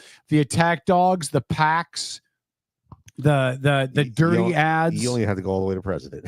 Yeah, You can start much lower. Yeah, exactly. But I'm just saying, the people that are worth the crap, that really have their heart in the right place, that really want to do good things, they look at this and their thought is, why would I do that? Like, I'm successful in whatever else I do. Like, let's say Mark Cuban. And I'm not advocating Mark Cuban ever run, but Mark Cuban had talked a couple election cycles before about running. Why would Mark Cuban even do that? He's a successful businessman. He owned a sports franchise. He's got money coming out of his backside. He has everything he could want. Why would he set himself up into that? The one guy that did that was Elon. Where's Elon at today? He's a pariah. And his company's lost almost 30% of its shares since Donald Trump took the White House. Like, if that's not a cautionary tale for somebody who's actually successful, knows what they're doing, not to run, I don't know what is. Well, I would say Trump's the other one that did. And look where it got him. I mean, he went through years and years of what he went through. I think the answer is that we just don't know. And the next year is going to be absolutely critical to see what happens. Again, look at New York. I mean, you've got Mondami, Cuomo, Adams, and Curtis Sliwa. Mm-hmm. You know, you got Mondami, who wants to establish government grocery stores and abolish the police. Mm-hmm. You got Cuomo, who had to resign due to sexual assault allegations. Adams, was almost up on corruption charges, got out of it the last minute. Sliwa, founded the Guardian Angels, seems like a great guy to have a beer with, but I wouldn't vote for him to be the mayor in New York. I mean, I don't know who should be the mayor out of that group. I really don't. The only one I could say is, well, Adams is the guy right now. So city hasn't fallen apart yet. So probably should be the guy. But I mean, I feel bad for New Yorkers. If should make this decision. But even as president, you're making less than $400,000 a year. Yeah. And to these people that run productive businesses, profitable businesses, that is chump change. And so there's no motivation for them to do it. There's no, like back, 200 years ago in this country, it made sense to do it because you had influence. You were really enforcing change. You were setting up yourself for the rest of your life. You were really making a difference in your state or in your region. That's not the case anymore now. There's nothing that Biden touched that can't be undone now. Well, I said you don't have to go that high. Do you want to take a stab at what do you think the stipend is I get for city council per month? What do you per think month? $1,500. That does you for $1,000. $1,000. Okay. Even less than yeah. And I mean, what's your obligation? So I guess if I did nothing else, 3 meetings a month that run between 3 and 4 hours. Okay. So 12 hours a month. If I did nothing else, didn't prepare, $1,000. didn't attend anything, didn't go to any conferences, didn't go to any special events. Lori's doing the calculation. Yeah. But anyone who does it and does it what is it? Well, $83. $83 an hour. Yeah. Yeah, but you have you have budget other things, sessions and you have other appearances things, and right. But that's that's not reading the agendas before showing up. Right. Right. That's not going to other anything. And does that count like executive sessions, or if Well, you have so- to have like a separate meeting, closed session with the So mayor we or have something? The first 3 Wednesdays of the month Mhm. starts at 5, and by city code, if we're going to go past 9, we have to vote to continue. So that's why I figured 4 hours. Okay. And Yeah. they usually run between 3 and 4. Okay. So that's so that's what I would say is the minimum obligation. But Mhm. yeah, but reading everything and preparing, Right. every 7 weeks have to go in and review every check, every credit card purchase, everything made in the last 2 weeks. Oh, wow. We rotate through that. Yeah. Mhm. Each one. So I mean, there's other things we do, but I said, bare minimum, did nothing else, showed up cold, unprepared for the meeting, and just sat. Yeah, it would be 9 to 12 What's hours. the most Right. successful business, or what the biggest business in Paulsbo? Biggest business? Yeah. Walmart. Let's. I mean, Walmart and Home Depot, yeah, but now you want to go below that? Yeah, like locally owned or local people that run it. Biggest employer is the school district, I think. Yeah. After that, there's what about the nursery across 305? Nurseries aren't huge. They don't have a lot of employees. They're not huge. Bakery. Gravitech. There's they do harnesses and like safety gear. That's Fall arresters. So let's use Gravitech, right? We have there's a furniture company. Yeah. So why would the CEO of Gravitech want to run for city council? Yeah. You know what I mean? I mean, $1,000 a month to him is pocket change. It takes him away from running a successful business and being where he needs to be to make sure that business is successful. And $1,000 a month isn't enough motivation to do it. Right. I'm not saying you guys should give a raise, right? But it's why you would chase off people from running for any of these positions, because the money's not there and it's such a cesspool to run for office. The accusations, the backhanded stuff, the whispers, the unfounded allegations. It's, Well, you if you know, own a business, you risk people being mad at you for a political decision. Mhm. Yeah, and then alienating your business, Yep. yeah. And so we actually did vote.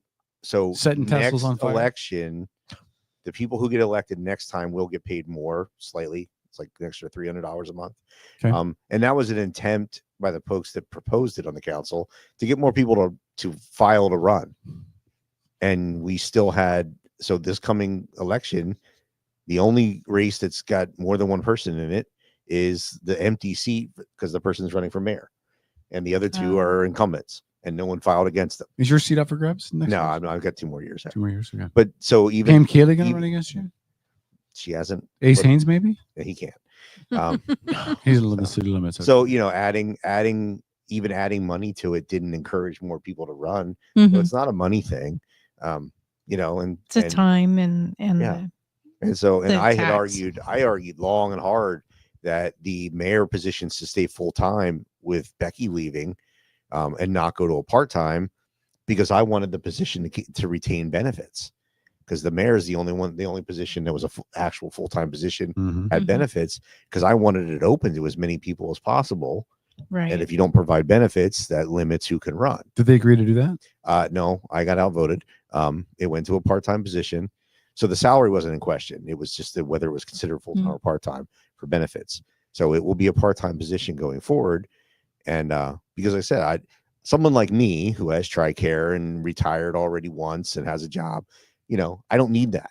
I could run for it without that. And I didn't want it to be limited to people like me. Right. So I argued hard for that, and I just wasn't convincing. But Rick, are you going to run for Paulsbo mayor?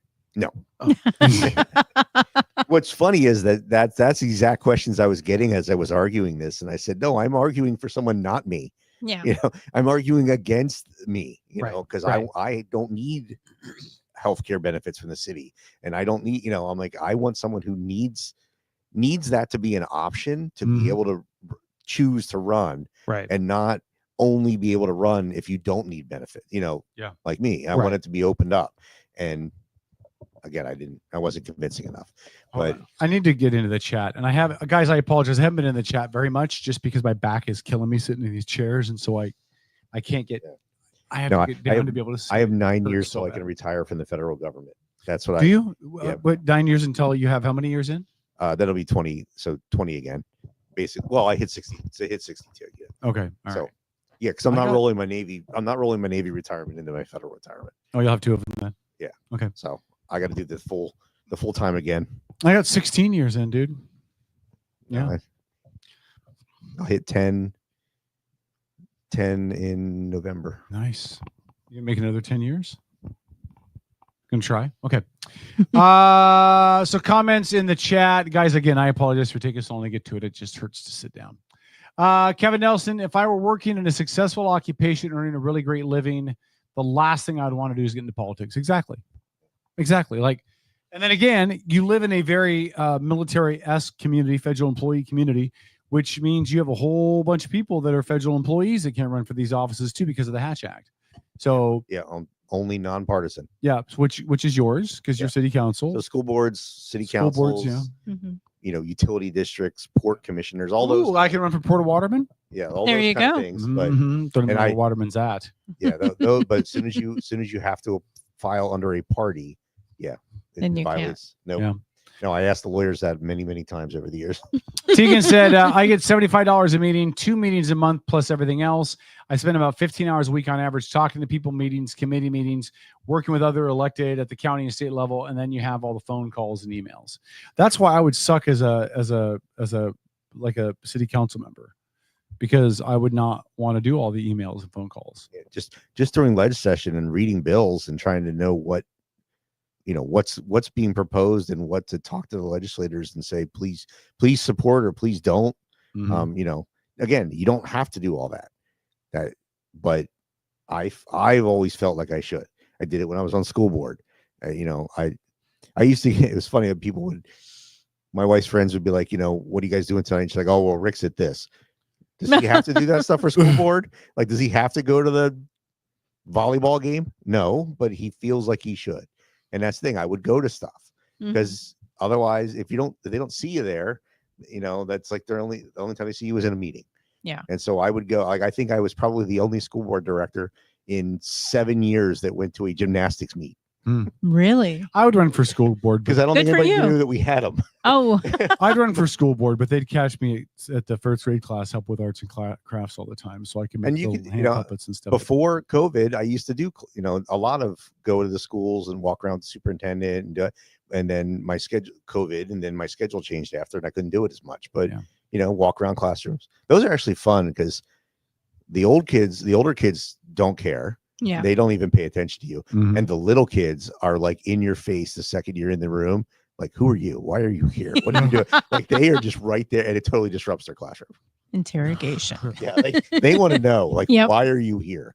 Who are you and who let you in? Yeah. And why? Other comments in chat. Robert said, Rick, how does the city council feel? Hold on. How does the city council like having Rob Gelder? Oh, Rob's awesome. Yeah, Rob's done. So Rob is our city administrator. We former Kitsap County Commissioner. He used to right? be Kitsap County, and we established the city administrator position this year. And Rob was one of the applicants of who we chose. Is that a full-time position? Yes. So that is that was why there was a question of whether the mayor should be full-time or part-time. Okay. Because now we have a full-time city administrator. Oh, I got it. So that was kind of that whole discussion, and having a full-time professional administrator. Do you need a full-time mayor? And that was right. This was weeks and weeks of conversation. But Rob is doing a great job. Rob is coming to the role. He was he assistant county manager? I think was the last job. That's what he went to when he left the commissioner's role. So he's done a county county manager. Now he's a city administrator. So similar, but at county level. But no, he's doing great. Rob is he fit right in. It's interesting because he went from elected to hired, but because he already knows the landscape, knows the players. There's some things with Kitsap County that were started when he was a commissioner that we're now finishing, and he's on staff. But Rob is doing amazing work. He was at the conference with me last week, getting to meet, work with other city administrators. But we're very happy with Rob. And of course, I wouldn't say otherwise if we weren't, but we are truly. And I can't speak for the whole council. You hear that, Rob? Not a fan. He's not a fan. No, I am a big fan. I was part of the hiring panel for the city administrator, and Rob was a great choice. I should have applied for that job. What would you do to encourage growth? I would do nothing. I'd play video games. We don't technically encourage growth; it's required. A lot of conversation in the chat about Obama's marriage. You people need to get a life and start watching reality television. Okay, the Obamas are not getting a divorce, and if they do, who the F cares? He's not the president anymore. She's not the first lady. Like, they're private citizens now. Seriously, get a life before you guys can dance on the grave of their marriage. It would be the first divorce. No, it would not be. Yeah, of presidents. Yeah. No, it would not be. Hold on. You're going to make me look this up. Hold on. Go ahead. I will. Hold on. Yeah, Robert. Yeah, agreed, Rob. We all like Rob. So the first U.S. president to get divorced was Ronald Reagan.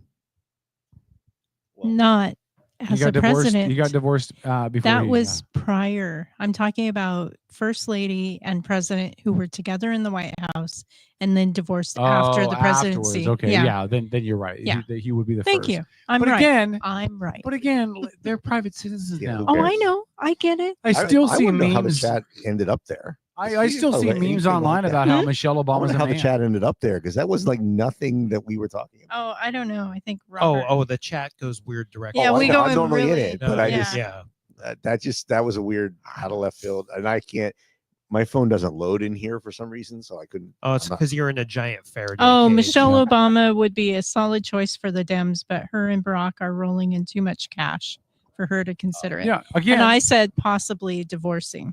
They're not going to divorce. Stop it. You people need to quit rooting I don't against think- people being. I don't I'm think- not rooting for them to divorce. I don't think she'd want to go back. I don't think she'd want to go back in the Yeah, fishbowl. I don't think so She either. seemed to really not like being in Yeah. that fishbowl, in Yeah. that spotlight the whole time. And what she's been saying on the podcast to her, she really didn't. She doesn't like a lot of people. Yeah, I've heard there's major friction with him and their kids too. Yeah, Barack gets along well with the children, and seems like Michelle doesn't get along with many people. Well, I don't know. Yeah. Listen, it takes it takes a special woman to be with a man with that level of power, because there's a level of ego that goes with that power. There's a level of self-absorption and self-confidence and ego that goes with having whether it's a major company or a major political position. And if you're going to be a spouse to somebody in that role, that's a really specific kind of woman that can Everything handle you that. do is scrutinized and Yeah. picked apart. I kind of laughed. So the 4th of July celebrations, and I saw this headline talking about the presidential PDA on display, and the first lady was not having it and pushed him away with a hand. I saw this whole article, like, what are they talking? So I actually watched the video, and I'm like, okay, well, I guess if you don't like them, that's one way to watch that video and take that what happened. Like, it's just so, it's like every little nuance of everything is dissected. Yep. And it was, she put her hand on his chest to keep him at a distance from her, and it was like, I'm like, they're analyzing everything that they do, and I'm watching this, and I'm like, okay, well, she's laughing, and the way they're standing, I'm like, okay, whatever, Yeah. But yeah, and I really think that Michelle Obama did not like that level of scrutiny. Oh yeah, She never. I wouldn't either. She Yeah. never seemed to like it, and Mhm. she seemed to deal with, like, put up with it.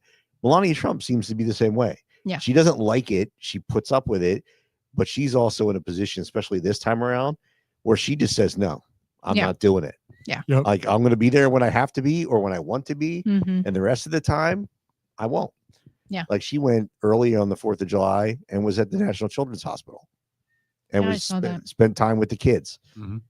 That she's like, I'm going to go do what I want to do. And I really just don't care. She strikes me as very rich and entitled. Like, I don't want to be around the little people.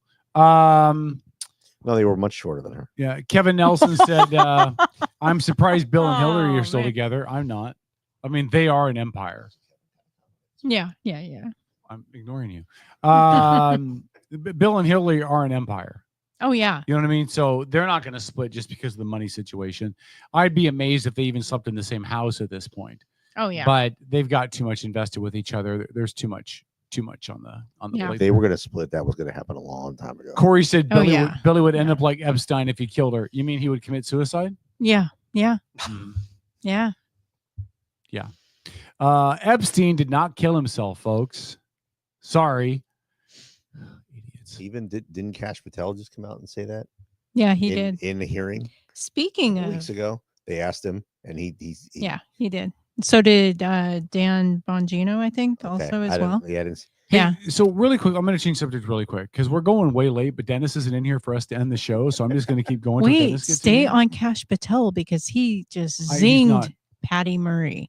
Patty Murray's been getting her comeuppance lately. She's about done. Yeah, I know. I Yeah, hope didn't so. see that one. I saw Kennedy do it to her. Yeah, RFK got her, and then Cash Patel got her as well. Yeah, she started that whole this person that lost their Oh, yeah. health care On in my Bay Bridge district. Island. Yeah, and this whole and in the break they came back and he's like, so we looked it up. I and know. She didn't qualify for that that program, but she qualified for this one, and we tried to get her. Yeah, like Kennedy really got Murray on that one. All right, we're going to wrap this up in a second now that Dennis has come back in. But before I do that, I would be remiss if I didn't ask this question. Okay. Diddy got off on 3 of the 5 charges. Phrasing. Come on now. Diddy got off. I said that on purpose. Found was acquitted. It was acquitted on 3 of the 5 charges. On the big ones, really. Really the big Oh ones. my He gosh, you could be guys. looking. He could be looking at 20 years. If he Really? gets, because it's 10 years max. 10 years per charge. On each of the charges. If they run Oh. them consecutively, it's not likely. Some of the experts I've heard says he's probably looking at a couple of years. Yeah, that's what I've heard. I thought Legal they had to run them analysis. concurrently because they were basically the same. I don't I think he's don't- going to see a further day. I think he's going to get off. With yeah, time served. time served. You know and why I don't probation. believe that? Here's why I don't believe that. Okay. Because they didn't release him on bail. Yeah, that was the last expert I heard was if the judge was going to go lenient, they would have let him out on They bail. would have let him out on bail because he would have been close to the end of it. They would have called it good. But so I think he's probably looking at maybe 2 or 3 years or something. The only reason I would think that they're going to let him off with time served is the 2 charges that he was found guilty of are the lesser of the 5. So that's why that's the only reason I would think that. And he still has ridiculous, Diddy money. I'm So sorry. I John called- Walker said lube companies are Yeah. celebrating. Well, hold on. So this is a true story. I called Paul when I heard this. Yeah. I'm watching CNN, and guess how the supporters are cheering Diddy's acquittal on those 3 charges? With baby oil. They're literally in front of the federal courthouse pouring baby oil all over each other. Oh God. Like I couldn't make it up. This is some dysfunctional, crazy stuff. Our society is dysfunctional and crazy. Corey said 4 to 5 years. Yeah, but that's it's not much more than what I thought. I thought 2 to 3. So he's still looking at some time. Yeah, that's kind of what I heard some people saying is that he'll probably get some time. He won't get the max, and part of it is just this is all of the despicable behavior that was shown and was proven, and he basically admitted to, but wasn't being charged for. Yeah, that he'll get time because of that, because that's what they. Why did he that's not what get the charged judge- for domestic violence? Was it because the statute of limitations had think so. expired? Is Yeah, that- I don't understand statute. why he didn't get charged on gun charges. They said about the number of guns they took Oh out, yeah. and you think just the gun charges. Well, unless they alone, had them would- legally. I say, were they legally owned? Or maybe didn't his sound like it. security.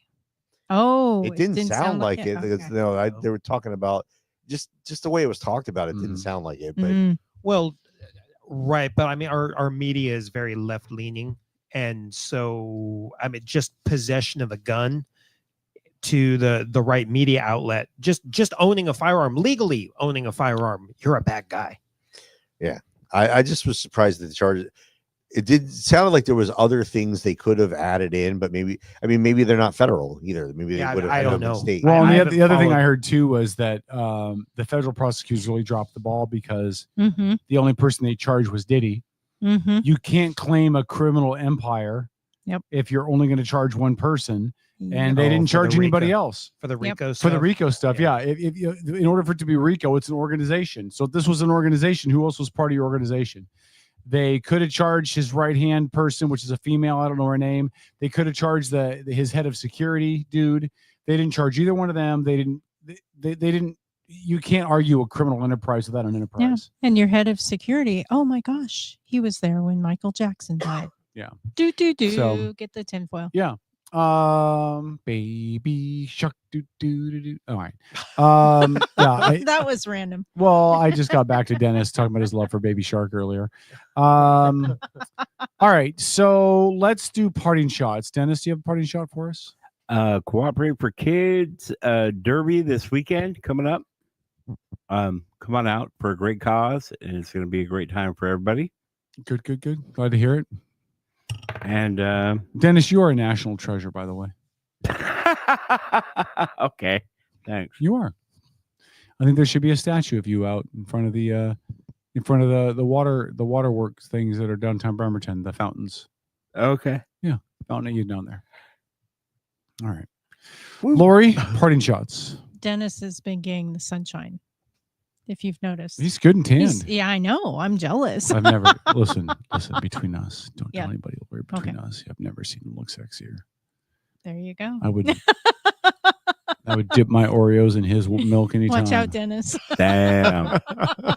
I would snake his toilet any day of the week. Oh man. Oh, that's just too weird. much. That's just weird. Ugh. Too much. Too much. I'd pound him like a hammer. No way. For fuck's sake. That guy is great. Yeah. I haven't seen any reels by him in a while. Do you know what we're talking about, Rick? There's this Canadian guy, and he does things with tools and stuff. He's a mechanic. Yeah. He's a mechanic, yeah. And they always show things like what's an example? The most recent one I saw, he had this really cool trick for refilling the hydraulic cylinder on your bottle jack. Because I don't know if you've ever done that. The hole is like the size of a toothpick. And he had this really, really cool trick for it. And of course, he starts his video with, "No way." For fuck's sake. Yeah. So he'll see the video of somebody else doing it, and then he has to test it, right? So he'll show the video, and then no way. For fuck's sakes. It couldn't be that easy. And he's totally Canadian. It's great. You got to watch it. And then he goes and does it and goes through the same line again. "No way, for Yeah. fuck's sake." Oh, yeah. Yeah. He's great. The other one I've been watching a lot of reels on lately is Chef Reactions. Have you guys seen him? No. He's a chef, and he just reacts to people making dumb foods and stuff. And he's so dry in his delivery, but it's great. And then the other one is Uncle. Oh, I like the OSHA guy. Hold on, The OSHA Uncle. guy. Oh, the OSHA guy cracks me up. Who's the Uncle guy? Uncle. I don't know the Uncle guy. I just mostly watch. There's a few people that own huskies that post all these husky videos. Oh, I really want a new husky. dogs, yeah. Yeah. They sing well. They do. Uncle Roger.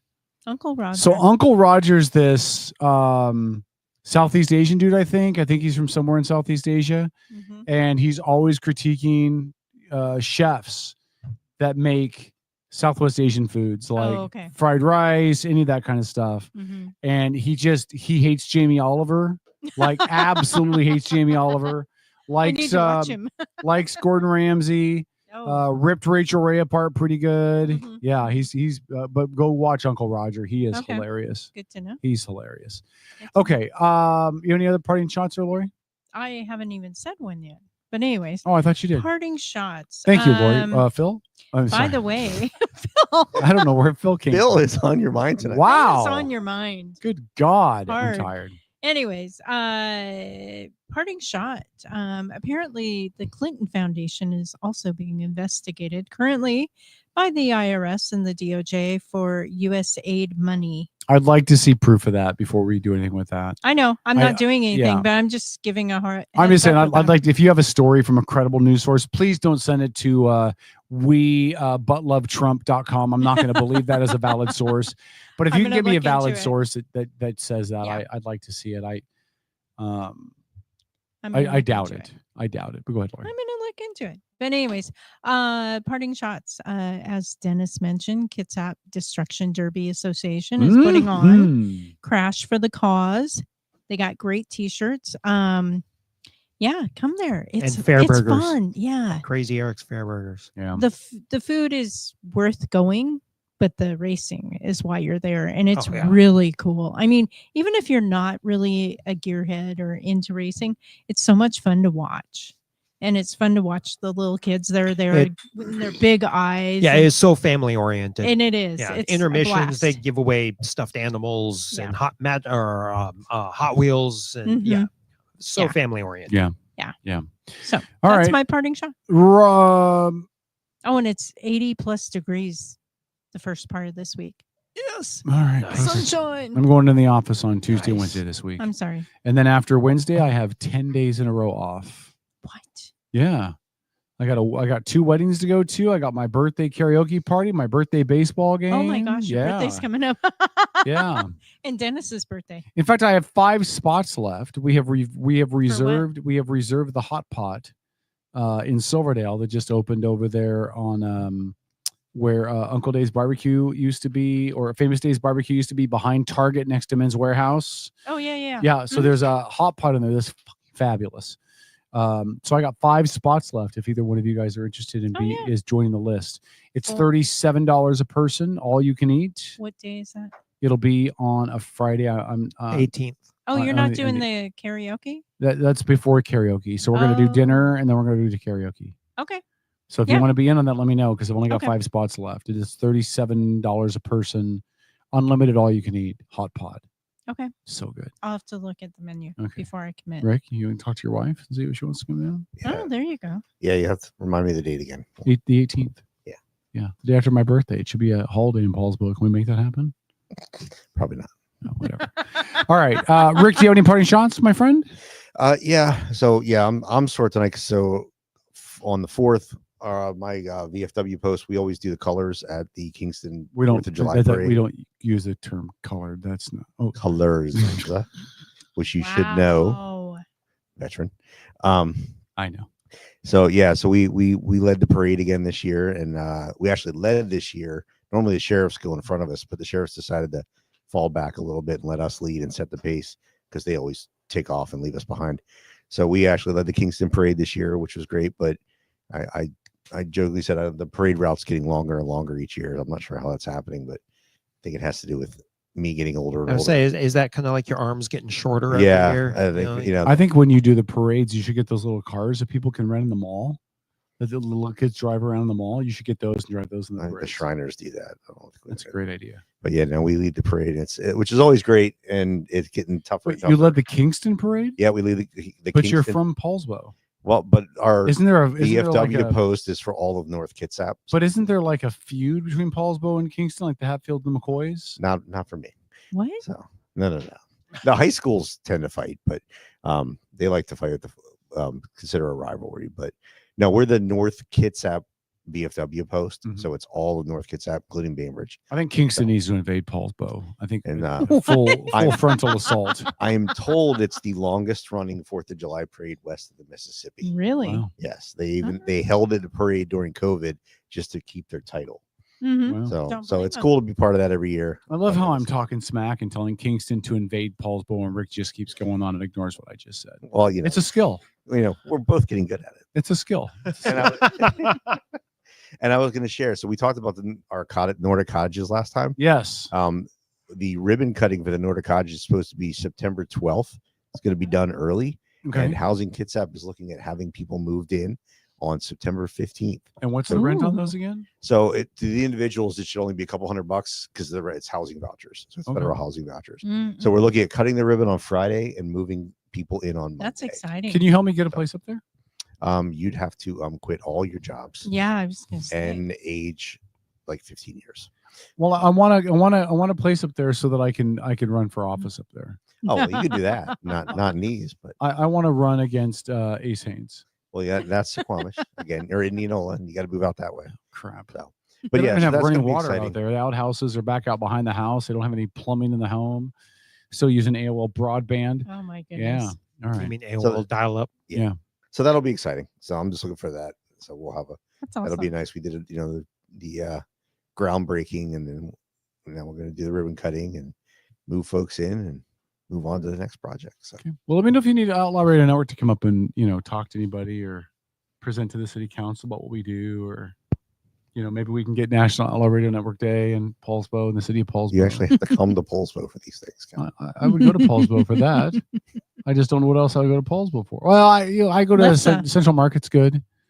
Lefse. Central Market's good. Lefse. I use your guys' pharmacy up there, Mhm. the Nordic Pharmacy downtown. I use that.